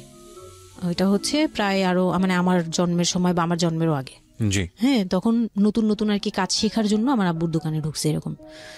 তো আমার আব্বু তাকে ক্যাশ বুঝিয়ে দিয়েছিলেন নাকি, তখন নাকি ক্যাশ দিত। তো আমি একটু যখন 2-3 বছরের, তখন উনি দোকান থেকে বের হয়ে নিজে ব্যবসা দিয়েছে, ওখান থেকে তিনি ইমপ্রুভ করছে। তো ওখান থেকে শুরু। আর আমাকে যখন বিয়ে দিছে, আমার যখন বিয়ে হয়েছে, তো ওই রিপন যিনি, ওনার উদ্দেশ্য ছিল যে আমি আমার নানু বাড়ির অংশ পাবো, সম্পদ। আমার নানু বাড়ি খুব বিশাল, বললামই তো যে খুব বিরাট একটা অংশ। আর ওনাদের যে অংশটা ছিল সেটা অনেক আগেই নেওয়া হয়ে গেছে।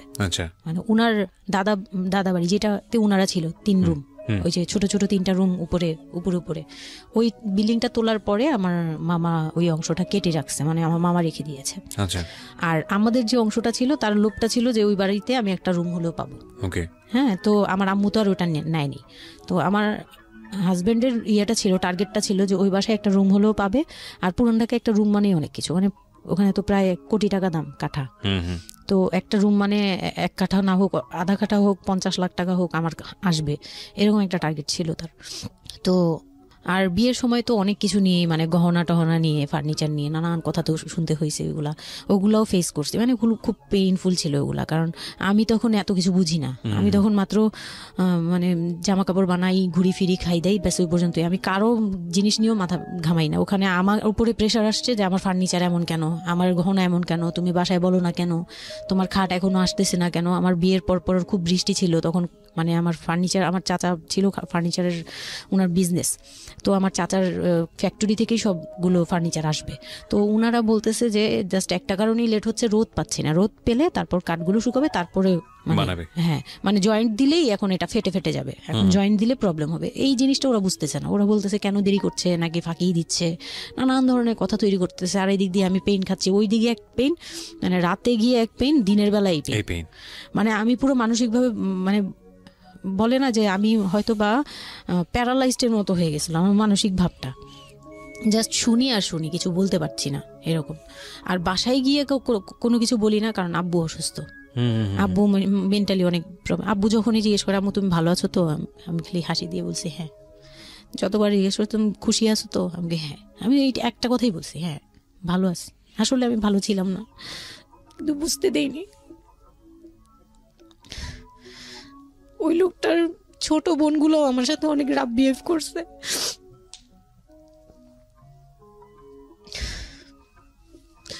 তো অনেক রুডলি আচরণ করেছে। আর ওনার যে ছোট ভাইটা ছিল, আমার যে মেজো ভাই যেটা আর কি, ওনার আগে যেটা বিয়ে করেছে, তো ওনার ওয়াইফ ছিল আমার অনেক বছরের বড়, কারণ তাদের বিয়ে হয়েছিল 12 বছর আগে। আমার বিয়ের 12 বছর আগে তার বিয়ে হয়েছিল। আমি যখন বাড়িতে বেড়াতে আসতাম তখন ভাবি রাতে খাওয়া দাওয়া এরকম, আমি ভাবি বলেই ডাকতাম, কিন্তু সম্পর্কে আমি বড় যা। কিন্তু উনার প্রায় উনাকে আমাকে একসাথে কোথাও দেখলে কেউ বলতো যে তোমার মেয়েটা, এভাবে বলতো। তো ওই দিক থেকে উনার একটু, এটা জেলাসি বলবো না, এটা হয় আসলে, এটা নর্মাল একটা ব্যাপার। কারণ উনি অনেক এজ হয়ে গেছিল, উনি নিজের জায়গা থেকে নিজেকে একটু দুর্বল মনে করতো। আমাকে এমনিতে সাপোর্টও দিত, আবার অনেক সময় দেখে কিন্তু পেইনও দিত। অনেক পেইন দিত, কিন্তু আমি ওই সময়টাতেই কেন জানি আমি ছোট থেকে এই জিনিসগুলো বুঝতে চেষ্টা করি যে কেউ আমাকে কেন জেলাসি করছে, কারণ তার মধ্যে কোনো দুর্বলতা আছে, আমার ওইটার জন্য মায়া হয়। আমার কখনো এইটা মনে হয় না যে সে কেন জেলাসি করবে, আমি তার সাথে এখন কোচাকুচি করবো, মানে এই টাইপের মেন্টালিটি আসে না আমার। কেন জানি মনে হয় এই জায়গাটা যদি শুধরানো যেত, তাকে যদি একটু বোঝানো যেত আমি তাকে খুব ভালোবাসি বা আমি তাকে কিছু হেল্প করতে চাই, এরকম মনে হতো। তো ওই দিক থেকে আমি কিচ্ছু বলতাম না, কিন্তু সে আমাকে খুব পেইন দিত, কথাবার্তা এটা সেটা। উনি অনেক সিনিয়র পার্সন ছিল, তো কোনো গেস্ট আসলে আমাকে কিভাবে ছোট করবে, কিভাবে আমাকে অপমান করা যায়, কিভাবে কি দিয়ে, এগুলো নিয়ে সবসময় ইয়ে করতো। ওই দিকগুলো খুব পেইনফুল ছিল। তো ওগুলো যখন শেষ করলাম, মানে আমার যাকে বলতাম মাঝে মাঝে দুই একটা কথা, এগুলো নিয়ে সে আবার মানে মানে এখানে সেখানে বলে আরো ব্যাপারটাকে বড় বানাতো। তো আমি তখন বুঝতাম না, এখন বুঝি। তো এর মাঝখানে হলো কি, আমি প্রেগনেন্ট হলাম। না না, বিয়ের 1.5 মাস পরে আমি হচ্ছে কক্সবাজার যাব। আচ্ছা। আমার হাজবেন্ড বলতেছে যে ঈদ চলে আসছে, তুমি ঈদের মধ্যে কিছু না নিয়ে আসো, ঈদের পরে আমরা কক্সবাজার যাই, এখানে কোনো খরচ টরচ যাতে আমাদের না হয়, হ্যাঁ, এই জন্য আমরা কিছু কিনবো না। আমি বলছি আচ্ছা ঠিক আছে। তো তখন হচ্ছে বসুন্ধরা সিটি মার্কেটটা হচ্ছে নতুন হয়েছে। তো উনি বলতেছে আমরা বসুন্ধরা সিটিতে যাব শপিংয়ে, কিন্তু উনি যেটা বলতেছে যে আমার মানে বসুন্ধরা সিটিতে যাবে, কিন্তু আমাকে যে কিছু কিনে দিবে না এটা আমি জানতাম না। তো ওনার সাথে আমি গেলাম, প্রায় 20 থেকে 25 হাজার টাকা শপিং করলো। ওগুলা হচ্ছে সব ওনার বোন জামাই, বোনের বাচ্চা কাচ্চা, মানে ফ্যামিলির জন্য আর কি, ভাই বোন। আমিও পছন্দ করে করে কিনলাম সবার জন্যই যা যা লাগে। কেনাকাটার পরে আমি তো তখন ছোট মানুষ, তখন তো আমার 13-14 বছর বয়স। তো আমি কখনো এমন হয়নি যে আমি ঈদে জামা কাপড় নিইনি বা জামা কাপড় নতুন জামা কিনিনি, এরকম কখনোই হয়নি। তো ওইটা আমার বিয়ের ফার্স্ট ঈদ। তো আমার একটা শখ ছিল কি যে অন্তত একটা কটন ড্রেস হলেও আমি পাবো, এরকম একটা ইয়া ছিল আমার ভিতরে, যে না আমাকে কি আর না দিবে নাকি, বলছে দিবে না, হয়তো বা ভালো কিছু দিবে না, হয়তো নর্মাল কিছু হলেও আমাকে দিবে, ঈদে তো আর পুরনো জামা পরে থাকবো না। তো আমার এরকম ধারণা ছিল। ও পুরো শপিংটা শেষ করলো সারাদিনে, আমি রোজা রেখে পুরো শপিংটা করলাম খুব চয়েস করে করে। লাস্ট মোমেন্টে যে সে আমাকে নিয়ে চলে আসতেছে, যখন সে আমাকে নিয়ে রওনা দিল, মানে আমার মনটা খারাপ হয়ে গেল। আমি কিচ্ছু বলিনি, প্রথম ঈদ এটা। তো আমি কিচ্ছু বলিনি। such a idiot, মানে নাথিং টু সে, মানে স্পিচলেস টোটালি। হ্যাঁ, পরে উনি কিচ্ছু কিনে দিল না আমাকে, তখন আমি না মনটা খারাপ হলো আমার, কারণ স্বাভাবিক এটা আমার এখনকার বয়স। উনি আমাকে করলো কি যে আসার সময় বলতেছে যে একবারে নিচে, তখন বলতেছে তোমার কি মন খারাপ? আমি বলছি যে না, আমি তো কিছু নেই নাই, ঈদের দিন কি পরবো? তো বলতেছে তোমার তো অনেক ড্রেস নিয়ে আসছো, ওগুলা থেকেই পরো, ওগুলোই তো এখনো পুরোনো হয়নি, এখন দরকার কি আছে কেনার? বলে তারপরে চুড়ি দেখলো, চুড়ি দেখে আমাকে 2 মুঠ চুড়ি কিনে দিল 200 টাকা। এই ছিল আমার ঈদের মানে ফার্স্ট অ্যান্ড লাস্ট, এইটাই ছিল আমার শপিং, আর কোনো কিচ্ছু কিনে দেয়নি সে আমাকে। তো বাসায় আসলাম, বাসায় আসার পরে তার ভাই বোনরা বলতেছে যে সবার জন্য কিনছেন, ওর জন্য কিছু নেন নাই। সে আমাকে মানে তার ফ্যামিলি থেকে আমাকে সেভ করবে কি, সে আমাকে বরঞ্চ বলতেছে যে ওরে কি কিনে দিব, ওর বাসা থেকে আমারে কি দিছে যে আমি ওকে কিনে দিব। তখন আমি বুঝলাম যে ও আচ্ছা সে কিনে দেয়নি। হ্যাঁ, তো আমি আর বাসায় কিন্তু কিছু বলিনি বা বাসায় যাইও নাই। এর মধ্যে বাসা থেকে আসলে সামর্থ্য কি ছিল আপনার ফ্যামিলিকে মানে কিনে দেওয়া হয়েছিল কি ঈদের প্রথম দিন জামাইকে কিছু কিনে দেওয়া বা এরকম কোনো কিছু? হ্যাঁ, এটা করেছিল চান রাতে, একবারে লাস্টের দিকে শপিংটা হয়েছে তার আগে। তো সে এটা বলে ফেললো প্রায় 20 রোজার পরে এই ঘটনা আর কি। তো একবারে চাঁদ রাতের দিন আমার ভাই আর কি একটা পাঞ্জাবি গিফট করলো তাকে, আর সে আমাকে আর কিছুই দিল না। হ্যাঁ, সে ভাবতেছে যে আমি বুঝি বাসায় জানানোর পরে তখন এটা করছে। হ্যাঁ, তখন গিয়ে আরো খেপে গেল যে আমি নাকি বাসায় জানাইছি, তাকে ছোট করলাম এই জন্য। কিন্তু আসলে মানে সত্যি কথা বলতে যে আমি কিছুই বলি নাই, আমার মুখ দিয়ে তখন কথাই আসতো না, আমি ম্যানেজ কি করব, আমার তো কিছুই মাথায় থাকতো না তখন আমি তো পুরো মেন্টালি একটা ইয়েতে ছিলাম। তো আমার এমনও মনে হয়েছিল তখন, মানে ওই মাসখানিক যে সে আমাকে ওই ফিজিক্যাল টর্চারগুলো করতো, তখন আমার এমনও মনে হয়েছিল যে আমি এক কাজ করি, বের হয়ে কোথাও চলে যাই, মানে অজানার উদ্দেশ্যে কোথাও চলে যাই। যদি আব্বুর এই অবস্থা না থাকতো হয়তো আমি করতাম এটা। সত্যি কথা বলতে একমাত্র আব্বুর কথাটা যখন মনে আসছে, চোখে ভাসছে যে আমার আব্বু তো মরে যাবে, তখন গিয়ে আর এটা করতে পারিনি, নয়তো ঠিকই আমি বের হয়ে যেতাম। তো ঈদ আসলো, ঈদের পরের দিন কক্সবাজারের উদ্দেশ্যে রওনা দিল। আর তার একটা অভ্যাস ছিল যে মানে সে কিছু দিলে বা করলে বা আমার জন্য যদি সে 2টা টাকাও খরচ করতো, এটা খুব হাইলাইট করতো, সবার সামনে তুলে ধরার জন্য চেষ্টা করতো। ওই কক্সবাজার যাবে, সে খুব মানে ঢোল পিটাচ্ছে যে আমাকে নিয়ে কক্সবাজার যাচ্ছে, কিন্তু শপিং করে দেয়নি, এটা আবার হাইড করতেছে। আচ্ছা, যাই হোক, ওই সব বলতে গেলে শপিং এর টাকা সেভ করে আমাকে কক্সবাজার নিয়ে যাচ্ছে। তো গেলাম কক্সবাজারে, সেখানে গিয়ে আরেক ধাক্কা খেলাম যে কক্সবাজার যাওয়ার পরে প্রথম রাত মোটামুটি ভালো ছিলাম, পরের দিন সকালে সে আমার সাথে মানে এমনভাবে মানে ফিজিক্যাল রিলেশন করতে চেয়েছে যেটা সম্পর্কে আমি অবগত ছিলাম না, মানে আমি জানতাম না যে এরকম কিছু হয়। তো এক সময় সে আমার হাত পা জোড়াজোড়ি করে ধরে, মানে প্রায় হাত পা বাঁধার মতো জোড়াজোড়ি করে সে আমার সাথে ওই রকম কিছু করতে চায়। তখন আমার মানে আমি খুব বাধা দেওয়ার পরে বা চিল্লাচিল্লি করার পরে সে আমার গায়েও হাত তুলে 2-3টা চট থাপ্পড় দেয়। আপনাদের মধ্যে সম্পর্কের জায়গাটা কি আপনি তখনও কি ওনাকে আপনি করে বলতেন? হ্যাঁ, আমি এখনো স্টিল নাও। তার মানে বিষয়টা এরকম হয়ে গেছে যে ওই দূরত্বটা বিয়ের পরে ছিল, এবং সেই দূরত্ব থাকা অবস্থায় ও এই জিনিসগুলো প্র্যাকটিস করে যাচ্ছে ওর মতো করে, এবং সেখানে যখন ও সাকসেসফুল হতে না পারছে তখন সে আপনার গায়ে হাত তুলছে, তাই তো? সেটাই। হ্যাঁ, তারপর আর সবচেয়ে বড় কথা হচ্ছে সে তার জায়গাটা, সে তার চাওয়াগুলো সব পূরণ করতেছে, বাট আমার দিকটা দেখছে না। এবং সে যে শুধু আমার না, মানে সে মানুষটাই এমন, আগে বুঝি নেই, পরে অনেক ধীরে ধীরে গিয়ে পরে বুঝতে পেরেছি যে উনি সম্পূর্ণ সেলফ সেন্টার, মানে নিজের যেটা অধিকার সেটা সে আদায় করে নিবে, তার বাকিগুলো নিয়ে তার কোনো মাথা ব্যথা কি হচ্ছে বা কার কি হচ্ছে এটা দেখার বিষয় না, এটাই মেন্টালিটি। তো এইগুলো করার পরে আমার মানে খুব পেইন হলো, আমার খুব কষ্ট হলো যে আমি কবে আবার ঢাকায় যাব, একটা পেইন। ওটা কি জীবনে প্রথম কক্সবাজার যাওয়া? হ্যাঁ, ওটা আমার লাইফে ফার্স্ট। চিন্তা করে দেখুন, এক ধরনের হানিমুনি বলা চলে ওদের জন্য। হানিমুনি করা হয়েছিল, কিন্তু ওটা আমার জন্য হানিমুন ছিল না, অন্য কিছুই ছিল। আচ্ছা, খুব পেইনফুল ছিল। ওকে, যাই হোক, আমি খুব ভয়ে ছিলাম যে এখানে আমাকে মেরে ফেললেও কেউ জানবে না, এরকম একটা ফিল ছিল আমার ভিতরে। একটা জিনিস চিন্তা করতে পারেন, প্রত্যেকটা মোমেন্ট একটা মানুষ একটা মেয়ের সাথে, একটা ছেলের সঙ্গে বসবাস করছে একটা মেয়ে, এবং তাদের স্পেশাল মোমেন্টসগুলো তার জন্য ভীতির কারণ। সে হয়তোবা তখন এরকম মানে চিন্তা করছে যে এই স্পেশাল মোমেন্টটা যেন না আসে, ওর সঙ্গে স্পেশাল টাইমটা যেন আমি না হয়, রাত যেন না হয়। বিষয়গুলো তো এরকমই ছিল, কারণ ওর জন্য কিন্তু এগুলো অনেক ভয়ানক রকমের টর্চার। হ্যাঁ, তারপর আর আমার সাথে যারা ছিল, মানে ফ্যামিলি তো 2টা গিয়েছি আমরা, মানে আমার হাজবেন্ড আমাকে নিয়ে গেছে, আর হচ্ছে আমার চাচাতো বোনের রিসেন্ট বিয়ে হয়েছিল, চাচাতো বোনের হাজবেন্ড আর চাচাতো বোন, ওরা 2জন গিয়েছে। কিন্তু ওরা ওদের মতো ছিল, আমরা আমাদের মতো ছিলাম, এরকম আর কি। তো ওইভাবে আর আমাদের সাথে ইয়ে করা হয়নি যে একদম সব বিষয়ে ডিটেলস বলা। আর আমার চাচাতো বোন আমার অনেক বড় ছিল, যার কারণে আমি আপুকে বলতাম না, লজ্জা পেতাম। তো ওই দিক থেকে 3 দিন পরে 4 দিনের দিন আমি খুব জেদাজেদি করে, মানে কান্নাকাটি করে চলে আসবো করতেছি, কিন্তু আমাকে কেউ আর জিজ্ঞেস করতেছে না যে কেন। মানে আমার বোন জামাইও বিষয়টা খেয়াল করেনি, আমার বোনও খেয়াল করেনি যে আমি কেন বারবার চলে আসতে যাচ্ছি।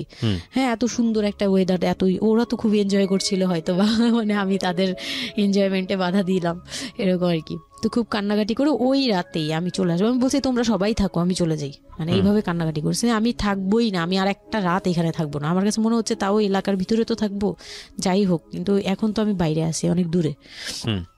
আমার কাছে এরকম মনে হচ্ছিল যে আমি যদি মরে যাই, আমি যদি যে কোনো সময় মারা যাবো, এরকম মনে হচ্ছিল। তো আমি ওই সময় বলাতে ওরা সবাই মিলে চলে আসছে, সবার মন খারাপ যে আমার জন্য চলে আসতে হলো তাদের। তো ঢাকায় আসলাম। ঢাকায় আসার পরে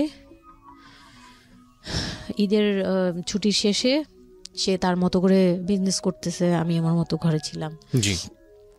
2-3 মাস গেল, কোরবানি ঈদ আসলো, প্রথম কোরবানি ঈদ।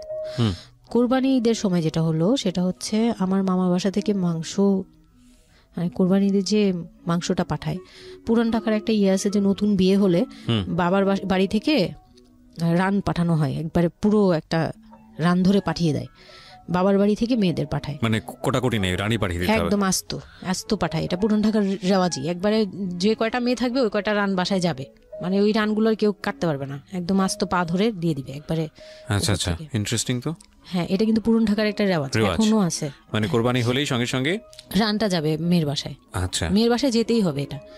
তো ওই রকম আমার মানে ওরা আশা করছিল যে আমার মামা এরকম করবে, কিন্তু আমার মামা তো প্রায় অনেক বড় গরু দেয়, আর একটা দেয় না, 2টা থেকে 3টা দেয়।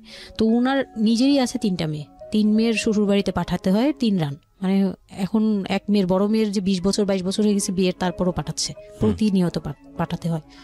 তো ওই দিক থেকে আমি যদি এখন আরেকটা নেই, তাহলে উনার কিন্তু আরো কাউকে উকিল দিয়েছে বা আরো কোনো মেয়ে আছে, মানে আমার উকিল দিয়েছে আমার খালু দিয়েছে, আরেক খালু, আমার ওই খালা হচ্ছে আমার আম্মুর খালাতো বোন, মামাতো বোন, কিন্তু আমাদের বাসায় মানে আমার নানু বাড়িতে বড় হয়েছে দেখে আমার আম্মুর খুব ক্লোজ।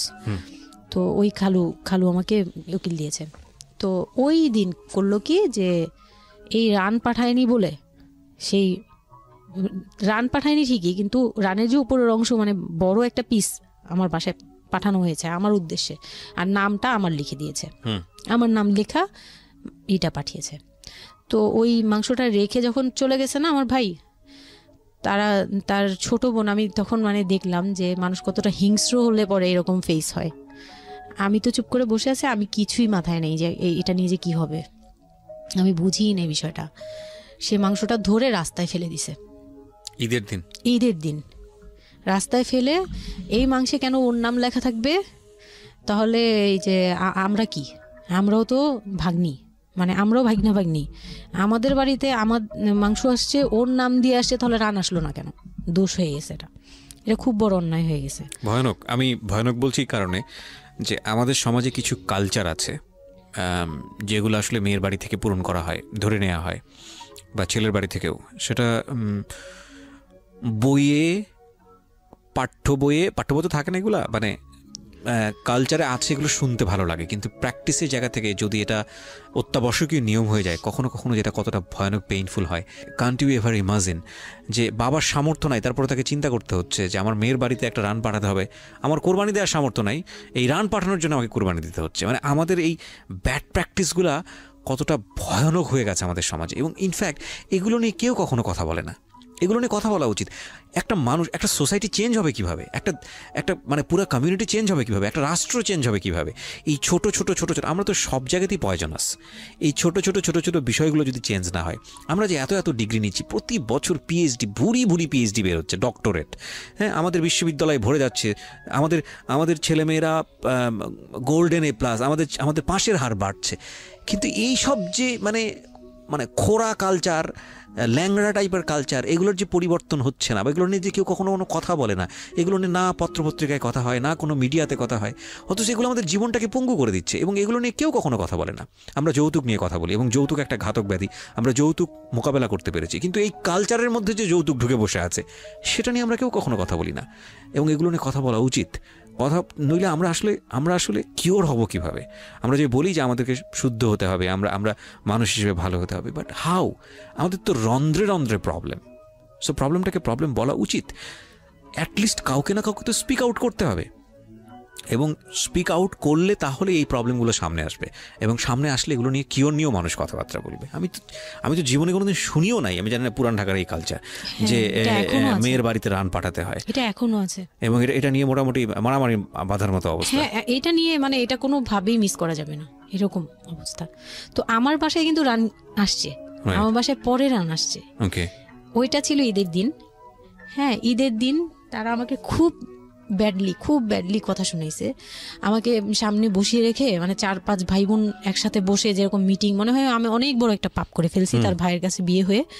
আমার পাপ হয়েছে যে আমি নাকি তার ভাইকে কিভাবে ভুলিয়ে ভালিয়ে, আমি তখন ভুলাবো কি, আমার তো ভালানোর প্রশ্নই আসে না। আমি তখন মনে মনে মানে হাসিও পাচ্ছে, আমি অবাক হচ্ছি যে এগুলো কি বলতেছে, আমি নাকি তাদের ভাইকে হাত করেছি, এই টাইপের কি কথা বলতে, মানে আমি এখন বলতে পারবো না বুঝিয়ে।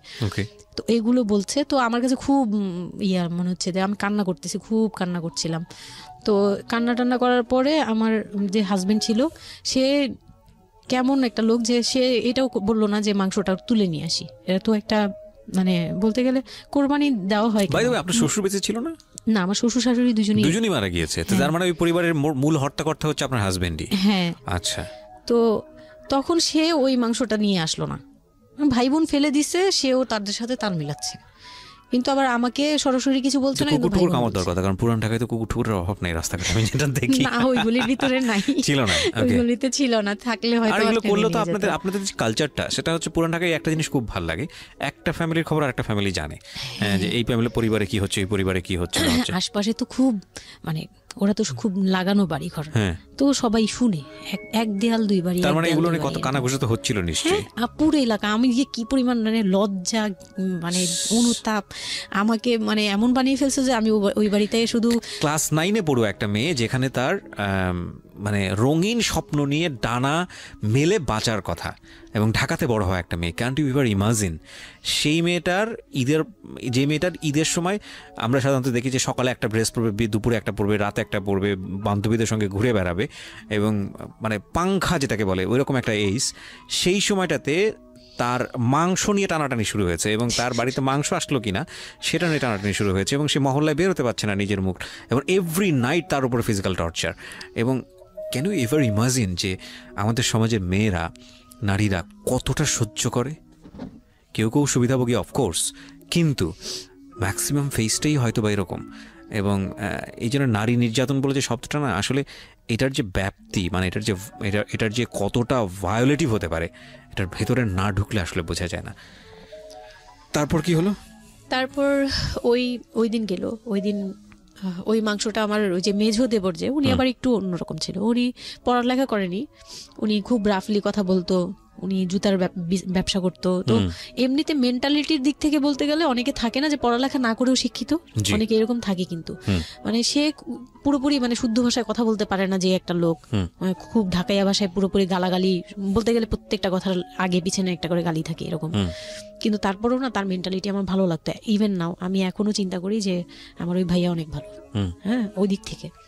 তো উনি আসছে, উনি এসে এরকম দেখে বাসায় মাংসটা নিয়ে এসে রেখে তারপর খুব গালাগালি করে খুব বাজেভাবে ভাই বোনদের বলল যে তোরা আসলে মানুষই না, তোরা মানুষ হইলে এই ধরনের এই সিচুয়েশনটা ক্রিয়েট করতি না। মানে উনি ওনার মতো করে বলছে গালাগালি করে, যে এইরকম মানুষ করে, তোরা কি ছোট লোক, জীবনে কি কখনো এগুলি দেখোস নাই, বা এগুলো কি কখনো খাস নাই, বা এখনো কি পাস না? এরকম করার কি আছে? ওর বাসা থেকে আসলে খাবি? এরকম মানে এইভাবে খুব বাজে বাজে 2-4টা কথা বলছে। তারপর তারা গিয়ে ঠান্ডা হয়েছে, আর আমার বলতেছে তুমি এখানে বসে বসে ওদের দৃশ্য দেখতেছো কেন, তুমি উপরে যাও। তখন তার বউর আবার একটু জেলাস হলো যে আমার প্রতি তার কেন এত টান। মানে ওই দিক থেকে আবার মানে ওইটা ওইভাবে দেখলো না যে ভাই হিসেবে বোনকে সেভ করলো, এরকম না। আমি কিন্তু এইভাবে নিয়েছি যে মনে হচ্ছিল যে আমার বড় ভাই, এটা ওদের ভাই না, আমারই বড় ভাই, আমাকে সেভ করলো। আমার কাছে এত ভালো লাগছে, আমি কিছু হলেই বলতাম ভাইয়ারে, যে বলতাম ভাইয়া দেখেন না আমার সাথে এটা বলতেছে, সাথে সাথে নেমে এই কে ওরে গালাগালি করছে, উনি তো গালাগালি শুরু করে দেয়। আর উনারে সবাই ভয় পেত, মানে আমার হাজবেন্ড ভাই বোনের সাথে তাল মিলাতো, আর উনি ছিল একটু ডিফারেন্ট। তো কিছু হলেই উনি বাসায় আসার অপেক্ষায় থাকতাম, উনি আসলে উনারে বলবো। একদম সিঁড়ি দিয়ে ওঠার সময় নামার সময় ভাইয়া আজকে আমার না এটা বলছে, এই সাথে সাথে ভালো হলি, মানে উনি মোটামুটি আমাকে সেফ রাখতো। আর ছোট যে দেবরটা ছিল ও হচ্ছে একদম কোনো কথাই বলে না, চুপচাপ, ইয়েস নো কিছুই বলে না, চুপচাপ।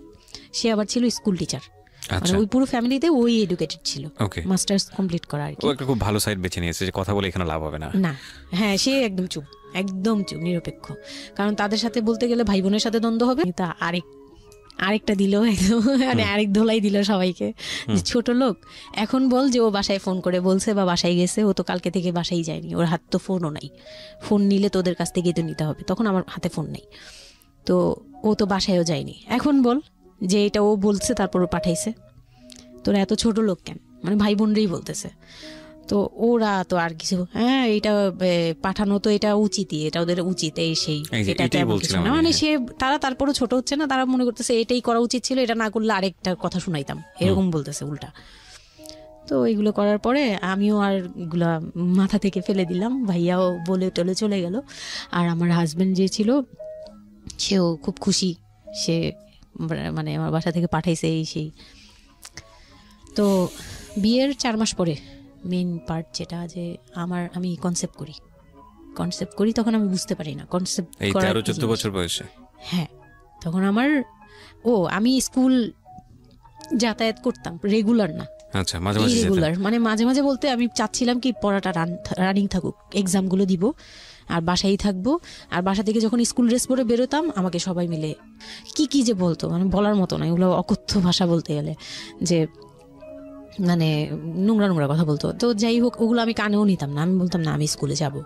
আর যেহেতু বিয়ের সময় বলছে যে ওরে পড়াশোনা করতে দিব, আমার হাজব্যান্ড এগুলো বলছে, ও না ও স্কুলে যাবে আসবে সবই করবে। পরে গিয়ে বলে কি তুমি বাড়ির বড় বউ, তুমি যদি স্কুল ড্রেস পরে স্কুলে যাও কেমন দেখা যায়? আমি তো বোরকা পরতাম। তো বলে না স্কুলে গিয়ে তো তোমার বোরকাটা খুলতে হয়, অ্যাসেম্বলিতে দাঁড়াও, ওই যে পিটি করো তোমরা, এগুলো তো আশপাশ থেকে দেখা যায়, এলাকার ভিতরে স্কুল। আমার অসম্মান, এটা তার অসম্মান। উনি পড়াশোনা করেছেন আপনার হাজবেন্ড? না, উনি ক্লাস 5 পর্যন্ত পড়ে আর পড়াশোনা করেন। রাইট, ওনার জন্য অসম্মানই হবে এটা। আমি ক্লাস 5 পড়ুয়া যারা আছেন বাংলাদেশ, তাদের সবার প্রতি রেসপেক্ট রেখে বলছি, ক্লাস 5 না, এনার ডিগ্রি পাস করা এরকম অনার্স মাস্টার্স পড়ুয়া এরকম অনেক ছেলে মেয়ে আছেন যারা এই ধরনের মানে আজগুবি ল্যাংরা টাইপ যুক্তি দিয়ে জীবনটাকে চালান। তাদের জন্য এটা আসলে অযুক্তি, কি হবে, কিছু করার নাই। হ্যাঁ, তো আমি তখন চিন্তা করছি যে আমি স্কুলে যাব, তো মাঝে মাঝে করতাম কি একটু করেই মানে ম্যানেজ করে যাওয়ার চেষ্টা করতাম। বিষয়টা যদি এরকম হতে ধরেন, আমি জানি না, প্রথমত যেটা ঠিকই হয়নি, মানে কোনো কিছুই ঠিক হয়নি, শুনছি আর মেজাজ খারাপ হচ্ছে আসলে, মানে কোনো কিছুই ঠিক হয়নি। তারপরেও যদি খারাপের মধ্যে ভালোটা চিন্তা করি যে ঠিক আছে, এত কিছু একটা মানুষের এত খারাপ, একটা দুটো দিক তো ভালো থাকতে পারে না। ওর ওয়াইফকে সে সাথে করে নিয়েছে, ঠিক আছে তোমার স্কুলে চলো আমি তোমাকে পৌঁছে দিয়ে আসি, স্কুলে পৌঁছে দিয়ে আসলো, স্কুল থেকে নিয়ে আসলো। কিছু জিনিস হয়তো ওনার আত্মসম্মানে লাগবে, যেহেতু উনি বেশি দূর পর্যন্ত লেখাপড়া করেনি, উনি অনেক কালচারের সাথে অভ্যস্ত না, এতটুকু হলেও তো ও নিজের মনটাকে বুঝ দিতে পারতো যে না আমার হাজবেন্ড আমাকে কেয়ার করে। মানে স্টুপিডিটির আর কি, মানে লিমিটলেস স্টুপিডিটি যাকে বলে। হ্যাঁ, তুমি অ্যাসেম্বলিতে দাঁড়াবে, সেখানে তোমার লেখাপড়া বন্ধ, বদমাইশ। তারপর স্কুল বন্ধ করে দিল। না, তখন আমি কনসেপ্ট করি, আমি বুঝতে পারিনি, আমার তখন টেস্ট পরীক্ষা চলছে স্কুলে। তো পরীক্ষা দিতে দিতে আমার মানে শারীরিক পরিবর্তন খেয়াল করলাম, যে আমার বমি লাগতেছে খুব, মানে বইয়ের দিকে তাকাতে পাচ্ছি না, খাতার দিকে তাকাতে মানে মাথা কেমন করতেছে। তখন ক্লাস 9-এ। তখন আপনি জানেন না আপনি কনসিভ করেছেন? না, তখনও মানে এইটার সিমটম ফার্স্ট। তো এইরকম হওয়ার পরে রাতে 11:30-12টার দিকে আমি না খুব গড়াগড়ি করে কান্না করতেছি, জোরে জোরে, মানে খুব গড়াগড়ি করে জোরে জোরে কান্না করতেছে। আমার মাথায় নেই যে কে শুনতেছে কে না শুনতেছে এরকম। তো এটা দেখে তার বোন, যেটার বিয়ে হয়ে গেছে, সে আবার ছিল বাসায়, তো সে দেখে বলতেছে, সে আবার মানে খারাপ লাগছে তার কাছে, বলে চলো এক্ষুনি তোমার নিয়ে হসপিটালে যাব। হ্যাঁ, ওর কি হইলো হঠাৎ করে, কি খাইছিলা তুমি, কি উল্টাপাল্টা কিছু খাইছো কি না, এই সেই। বলছি না, আমার কেন জানি অনেক পেট ব্যথা করতে, আমি পারতেছি না সহ্য করতে, পেট জ্বলতেছে আমার খুব। তো নিয়ে গেল ডাক্তারের কাছে। তখন ডাক্তার আমার নার্ভস দেখে বললো যে she is pregnant. But 100% confirm করতে পারবেন না এমনিতে, তবে উনি আর কি উনার মতো করে বলছে। আর তখন টেস্ট দিল একটা, যে রাতে নিয়ে যান, ইউরিন টেস্ট টাইপের একটা কিছু বাসায় করা যায়, ওই টাইপের একটা টেস্ট দিল। তো ওইটাই করলাম। বাসায় এসে করার পরে পজিটিভ আসছে, যেভাবে বলছে ওইভাবে করছি, করার পরে পজিটিভ আসছে। পজিটিভ আসার পরে মানে আমার কাছে যেটা মনে হচ্ছিল যে আমি মানে এতটা খুশি হয়েছি, আমি কিন্তু বিয়ে নিয়েও খুশি না, আমার মনে হচ্ছে এটাই আমার অ্যাচিভমেন্ট লাইফের। আচ্ছা, এতটা খুশি হয়েছে আমি বলতে পারবো না কেন। এটা আসলে ন্যাচারালি আল্লাহ হয়তো প্রত্যেকটা মেয়ের মধ্যে এই বিষয়টা দিয়ে দেন, যে নইলে আসলে মা কেন, মানে মা তো মাই, এটা আসলে আল্লাহ গিফটেড। অফকোর্স দেখেন, এরকম একটা ডিফিকাল্ট সিচুয়েশনের মধ্যে, যেখানে 13 বছর বয়সে ওর আসলে এই জিনিসটা ফিল করার কথা না, সেখানে ও ফিল করতেছে, এটা কিন্তু লজিকলেস ফিল, এবং এই ফিলটা সম্পূর্ণই ন্যাচারাল। ওকে, আমার কাছে তখন মনে হচ্ছিল কি যে আমার পেটে একটা জীবন্ত কিছু আছে, মানে এইরকম ফিল হচ্ছে। আর আমি এটাকে মানে একটা কিউরিওসিটিও, যে দেখি তো কি হয়, কতদিন পরে কি হবে, মানে এটা আস্তে আস্তে বড় হবে, এটা কি করবে পেটে, এটা কিভাবে আসবে, মানে দুনিয়াতে কিভাবে আসবে, এটা এইগুলোও জানি না আমি, যে মানে এটা বড় হলে পরে এটা যে কিভাবে দুনিয়াতে আসবে। You feel like it's a game, কোন একটা খেলা, মজার একটা খেলা, যে আমি একটা কিছু পাইছি, এটা নিয়ে থাকা যাবে এখন, এরকম মনে হচ্ছিল তখন। খুব মানে খুব কেন জানি খুব আনন্দ, মানে মা হওয়ার ফিল না, কিন্তু এটা মা হওয়ার ফিল না, কিন্তু কিউরিওসিটির জায়গা থেকে কিছু একটা আছে আমার সাথে, আমি এটা নিয়েই থাকবো এখন, মানে আমি একটা কিছু পাইছি এখন, আর আমি একা না, এরকম মনে হচ্ছে। তো আমি না দৌড়ে দৌড়ে বের হয়ে বললাম কি, ওই যে বোনটা আমাকে রাতে নিয়ে গেছিল ডাক্তারের কাছে, সে তো ছিল রাতে। তো আমি বের হয়ে বলতেছি কি, আপা আমার না এইরকম 2টা আসছে, মানে এই পজিটিভ স্টেপগুলো আসে যেগুলো বলছি। পরে সে না সাথে সাথে বলে কি, এখন তো আমাদের কদর কমে যাবে আরো। প্রথম ডায়লগ ছিল এটা, মানে মনটা খারাপ করে সে বড় নিঃশ্বাস ফেলে বললো, হ্যাঁ এখন তো আমাদের কদর কমে যাবে, আর তো এখন তো আর কম কম আশা লাগবে। তার সাথে ছোট বোনটা বলতেছে, তুমি না সময় কমে বুঝে কথা বলো না, এইগুলো তো বুঝতে হবে, মানে তাদের মতো করে তারা বলতেছে, যে পুরান ঢাকার মানুষ যেভাবে বলে ওইভাবে বলতেছে, যে এগুলো তো বুঝতে হবে যে এগুলো প্ল্যান করা। মানে আমি ইচ্ছা করে কনসেপ্ট করছি এরকম কিছু বুঝাইছে, কিন্তু আমি তখনও না এই জিনিসটা মানে ঘোলা ঘোলা আমি বুঝি নাই যে ওরা কি বলতেছে দুইজনে। তা আমি বলি যা মজা তাই বলুক, আমি আমার মতো থাকি। তা আমি দৌড় দিয়ে গিয়ে আমার হাজবেন্ডকে না বললাম, এই উঠেন না। আমি তখনও পর্যন্ত কিন্তু তাকে খুশি হয়ে গেছে বলিনি, ফার্স্ট তাকে খুশি মনে কিছু বলতেছি। বিয়ের 4 মাসে আমি তাকে কখনো ডাকও দিইনি, তাকে কিছু বলিও নাই, বা আমি ওনাকে কোনো রিকোয়েস্টও করি নাই, কোনো আহ্লাদও করি নাই। ফার্স্ট মানে মনে হলো যে আহ্লাদ করে বলি যে জানেন আমি এরকম আসছে আমার। তো আমি কাকে বলবো, ওদের করে খুশি করতে পারিনি, যাই রে দেখি খুশি করতে পারি কিনা। যে তাকে ধাক্কা দিছি, সে ঘুম থেকে বিরক্ত হয়ে উঠলো, এই ধাক্কা কি করো কেন, কি হয়েছে? আমি তো মনটা ভেঙে কি যে আমি তো এরকম আমার পজিটিভ আসছে, দেখালাম যে এই যে এটা হলে না পজিটিভ হয়, রাতে পেট ব্যথা বলছিলাম না, তো ওইটার ইয়েতে এটা আসছে। তারপরে না চুপ হয়ে তাকায় আছে, বলে কি এইগুলা কি মানে বুঝলাম না। বলে কি এইটা তো ঠিক না। কি ঠিক না? তারপর বলতেছে যে এই এখন তো এগুলোর দরকার নেই, আমাদের এখন তো এগুলোর কোনো দরকার নাই। তো আমি বলি আপনি আমার স্কুল যেতে দিবেন না। আমি এবার তখন মুখ খুললাম, আপনি স্কুল যেতে দেন না, তারপরে আর আমি তো এই জিনিস মানে এটা কিভাবে কি হয়েছে আমি তো জানি না। আমি ভাবছি যে আপনি হয়তো বা কিছু করছেন, আমি জানি না। আমি তাকে এইভাবেই বললাম খুলে যে আমি তো আসলে জানি না, যে আমি ভাবছি আপনি চাচ্ছিলেন এই জন্য হয়তো বা এরকম কিছু হয়েছে। আর মানে প্রোটেকশন নেওয়া টেওয়া সব কিছু তার উপর ডিপেন্ড করে। তারপর হচ্ছে এটা বলার পরে না মানে আমি আর কিছু বলার মতো ইয়েতে ছিলাম না, আমি চুপচাপ, যে ওরা কি করবে না করবে আমি কিছু জানি না।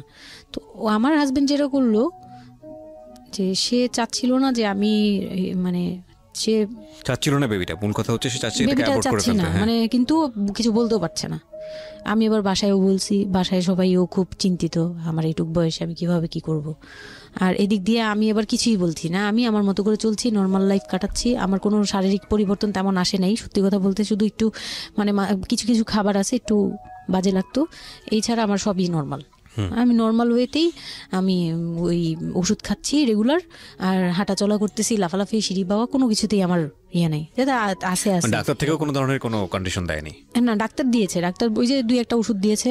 প্রথম কথা হচ্ছে ডাক্তার থেকে যে বাক্যটা আসলে ছিল যে এই 13 বছরের মেয়ের সাথে এটা কিভাবে হলো? ও ডাক্তার, হ্যাঁ। তখন যখন ফার্স্টে ওই দেখলো, তো উনি বললো যে এটা তো আসলে নষ্ট করাটা ওর জন্য রিস্ক। এক্স্যাক্টলি, মানে সব দিক থেকে তো রিস্ক। ডাক্তার যেটা বললো, যে জাফর ইকবাল আমার বাসার পাশেই ছিল উনি, তো উনি আমাকে যেটা বললো যে এই মেয়ের মানে রাখাটাও যেমন রিস্ক, ফেলে দেওয়াটা। আর যেহেতু মানে আল্লাহকে তো সবাই বিশ্বাস করি, তো বলতেছে যে যেহেতু আল্লাহ চাচ্ছে, যেহেতু এসেই পড়ছে, এটাকে নিয়ে আমরা মাতাবুরি না করি, যেহেতু রাখাও রিস্ক ফেলে দেওয়াও রিস্ক, তো রাখুক না। এটা এইভাবে আল্লাহকে নিয়ে বলা যাবে না, এমন বলছে, ভুল বলেছে না, উনি বলছে আর কি থাক ঠিক আছে, যদি ভাগ্যে থেকে থাকে তাহলে হবে। আর এই বয়সে হয়, কিন্তু এত অল্প বয়সে নেওয়াটা ঠিক না, উনিও এটা বলছে। তো ওইভাবে ইয়ে করার পরে তো আমি তো রাখছি ঠিকই, কিন্তু আমি তো মানে ওই সময়টা তো ভালোই গেছে। বাচ্চাটা হওয়ার পরে তো আমি বুঝতে পারছি যে আসলে জিনিসটা যে আমার পুরো কত বড় একটা ইয়ে ছিল। এখন আপনার হাজবেন্ড হ্যাপি না, সে চিন্তিত বিষয়টা নিয়ে। তারপর কি হলো? তারপরে থেকে তার মধ্যে আমার মধ্যে একটা বিরাট গ্যাপ তৈরি হলো। সে আমার সাথে মানে টোটালি মিশে না। ওকে। ওই সময় থেকে যখন শুনলো রাতে 3টা-4টা বাজেও আসে বাসায়, তার মধ্যে একদম পুরো চেঞ্জিং চলে আসলো হঠাৎ করেই। কি কারণে জানি না, মানে আমি নিজেও জানি না আমার কি ভুল ছিল বা কি, আমি নিজেও বুঝছিলাম না তখন। ওই সময় একদিন আসলো রাতে 3:30 না 3টার দিকে, হ্যাঁ 3টার পরে আর কি আসছে। আসার পরে আমি ওই দিন খুব খেপলাম যে প্রত্যেক রাতে আমি একটা অসুস্থ মানুষ, আমি রাত জেগে আপনার জন্য ভাত নিয়ে বসে থাকি, আপনি প্রত্যেক রাতে এরকম লেট করে আসেন, আমাকে গেট খুলে দিতে হয়, আমি ঘুম থেকে উঠেও গেট খুললে আমার খুব কষ্ট হয়, সিঁড়িটা বেয়ে নেমে আমার গেটটা খুলতে হয়, আমার ভয়ও লাগে, আমি কখনো বাসায় একা থাকিনি। ওই প্রথম মানে আমাকে সে চুলে ধরে সে টেনে ও সিঁড়ি দিয়ে নামাইছে, মানে নামায় সে আমাকে বের করে দিবে এখনই। হ্যাঁ, এত বড় ইয়ে হয়ে গেছে, সাহস হয়ে গেছে, এক্ষুনি বাসা থেকে বের হও।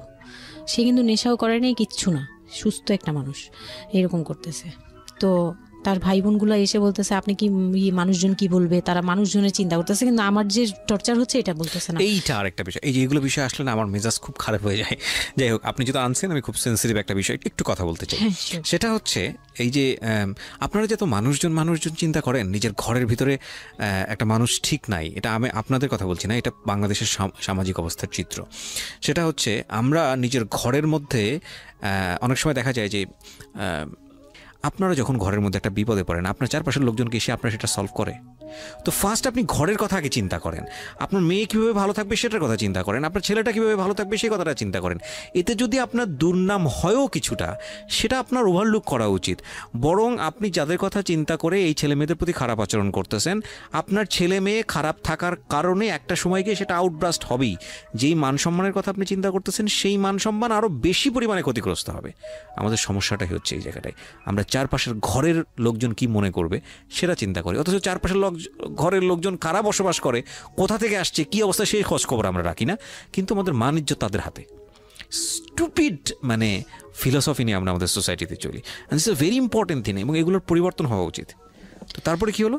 তারপর এই হলো ফার্স্ট এই গেল, এইটার পরে এরপর থেকে চলতেছে কন্টিনিউ, মানে এরকম আচরণই করছে সে আমার সাথে। একটু সময়, 4 মাসের সময়টা খুব ক্রুশিয়াল একটা মোমেন্ট, খুবই ক্রুশিয়াল একটা মোমেন্ট। হ্যাঁ, সকালে উঠে আমার রুটি বানাতে হতো কন্টিনিউ। সে বাইরের নাস্তা খাবে না, তাকে রুটি বানিয়ে খাওয়াতে হবে। ওই অবস্থায় আমি মানে সকালে উঠে ঘুম থেকে উঠে রুটি বানাতাম, ওর ভাই বোনের জন্য, ওর জন্য, সবার জন্য বানাতাম। এটা না আমাদের সমাজের ছেলেরা না বুঝতেই চায় না, এবং এটা নিয়ে আমাদের কোনো শিক্ষা নাই। আসলে আমি মানে দেখলাম যে এতটা বড় কিভাবে, আমি আমার নিজেকে জড়িয়ে ওই কথাটা বলছি, কারণ আমি তো নিজেও বাবা হয়েছি, আমি নিজে থেকেও বুঝি জিনিসটা। মানে এই যে পরিবর্তনটা সমাজ, মানে পরিবারে যখন নতুন একজন সদস্য আসে, সবচেয়ে বড় প্রেশারটা ফিল করে হচ্ছে মা, কারণ তার লাইফ রিস্ক হয়ে যায়। কিন্তু এখানে বাবার যে দায়িত্বটা, খুব মজার বিষয় হচ্ছে, আমি আমার নিজের এক্সপিরিয়েন্সের জায়গা থেকেই বলতেছি, যে বাবার দায়িত্বের জায়গাটা বোঝা শুরু হয় সন্তান দুনিয়াতে আসার পর থেকে, এবং তাও ইমিডিয়েটলি আসে না। সন্তান একটু করে বড় হচ্ছে, অ্যাটাচমেন্টটা হচ্ছে, যখন নড়াচড়া সামনে দিয়ে নড়াচড়া করতেছে, একটু মিস হচ্ছে, দূরে থাকতেছে, তারপরে গিয়ে মানে সন্তান যখন মোটামুটি প্রাপ্তবয়স্ক, 1 বছর 2 বছর বয়স, ওই সময় বাবা ফিলটা আসে, তুলে দেয়, তখন গিয়ে প্রেজেন্টার নাই, তখন হচ্ছে বাবা ফিলটা পায়। তার আগ পর্যন্ত বাবা বুঝতেই পারে না, তো মনে আসলে কি বাচ্চাটা আমার কোত্থেকে আসলো, এই সত্য ফিলটা এরকম থাকে। এটা খুব ন্যাচারাল একটা ফিল, কিন্তু এই ন্যাচারাল ফিলটার সুযোগ নিয়ে অনেক সময় আমরা একটা অবুঝের মতো আচরণ করে ফেলি, ভয়ানক বাজে আচরণ করে ফেলি। একটা ইয়ে থাকে, মাত্রা থাকে, যেমন আপনি কতটুকু মানে কতটুকু কেয়ারফুল ছিলেন, কতটুকু ইয়ে ছিলেন, এটার কিন্তু একটা লেভেল আছে, পার্সেন্টেজ আছে, এবং এটা নিয়ে শেখানো উচিত আমাদের আমাদের মানে এডুকেশন সিস্টেমের মধ্যে তো নাই।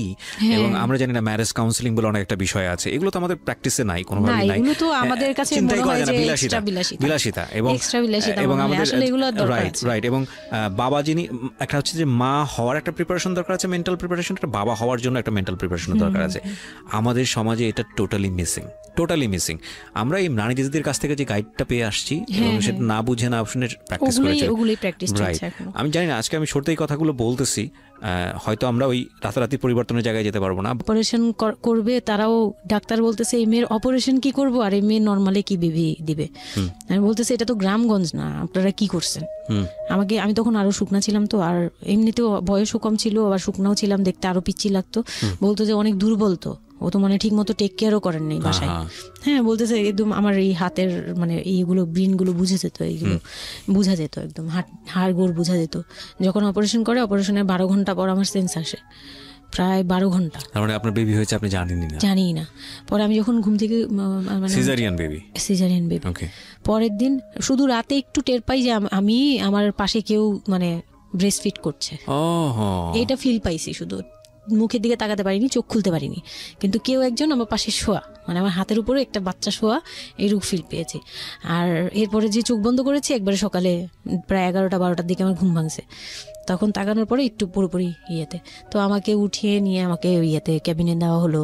ক্যাবিনে দেওয়ার পরে আমি বাচ্চাকে দেখি, বারবার চিন্তা করি যে এটা আমার মেয়ে, কোত্থেকে আসলো, কিভাবে আসলো, আমি নিজেকে দেখি। তখন না আমার মাথায় এটাও ছিল না যে এটার বাবাকে, এটার ফুপুকে, এটার চাচা, কিন্তু হোয়াট এভার, আমার বাচ্চা এটা, মানে আমি এখনো স্টিল না, আমার বাচ্চা এখন ক্লাস 8-এ পড়ে, এখনো আমি তাকে বাচ্চা। হ্যাঁ, তো ও আর আমি একসাথে হাঁটলে মনে হয় কি মানে ফ্রেন্ড আমরা, এরকম। পর হচ্ছে ওই বাচ্চাটা হওয়ার পরে সে খেলে, আমার খুব ভালো লাগে, তাকে নিয়ে আমার সময় ভালো কাটে। আমার আর মানে ওর বাবার কথা মাথায় নেই যে এই লোক শুধু মানে এনে দিবে ঘরে, আমি রান্না করব, খাবো, ব্যাস ওই পর্যন্তই শেষ। আমার আর এর দরকার নেই, কাউরই দরকার নেই। আমার বাচ্চা নিয়ে আমি পুতুলের মতো খেলি সারাদিন। ওর বাবা অনেক সময় দেখা গেত, ওর বাবা তো রাতে 2টা-3টায় আসতো, আসার পরে যে খাওয়া দাওয়া করে ঘুমাবে। তো আমি তো, আমার তো ওই রুম ছাড়া কোনো ওয়ে ছিল না, ওই রুমে আমি হাঁটাহাঁটি করতাম, বাচ্চা কান্না করতো। একদিন এমনও হয়েছে সে আমাকে ঘর থেকে বের করে দিচ্ছে, আমি নাকি ইচ্ছা করে বাচ্চাকে কাঁদাই আর তাকে ঘুমাতে দেই না। হ্যাঁ, সে আমাকে বাসা রুম থেকে বের করে দিচ্ছে। তো রাতে, এই এত রাতে বাসা থেকে যখন রুম থেকে বের করে দিচ্ছে, আমি সিঁড়িতে সারা রাত, মানে ওদের তো আর বারান্দাও নেই, হাঁটার জায়গা। বাচ্চা কোথায় ছিল? বাচ্চা আমার কোলে। বাচ্চা কোলে নিয়ে সারা রাত সিঁড়িতে? বাচ্চা তাওয়াল দিয়ে পেঁচানো আমার কোলে, সে কান্না করতেছে, আমি সিঁড়িতে বসে আছি। আর আমি যখন সিঁড়িতে বসছি, আমি জানি না কি কারণে বাচ্চার কান্না অটো থেমে গেছে। রুম থেকে বের হয়েছি না, তো ওর বাবা যে ধমক টমক দিছে, আমি জানি না কি কারণে, হয়তো বা রাতও অনেক হয়ে গেছিল, অনেক কান্নাকাটির পরে হয়তো ও ক্লান্ত হয়ে গেছিল, ও মোটামুটি চুপ হয়ে গেছে সিঁড়িতে, নয়তো পুরো এলাকা জানার কথা এইরকম। তো আমি সিঁড়িতে বসে বসে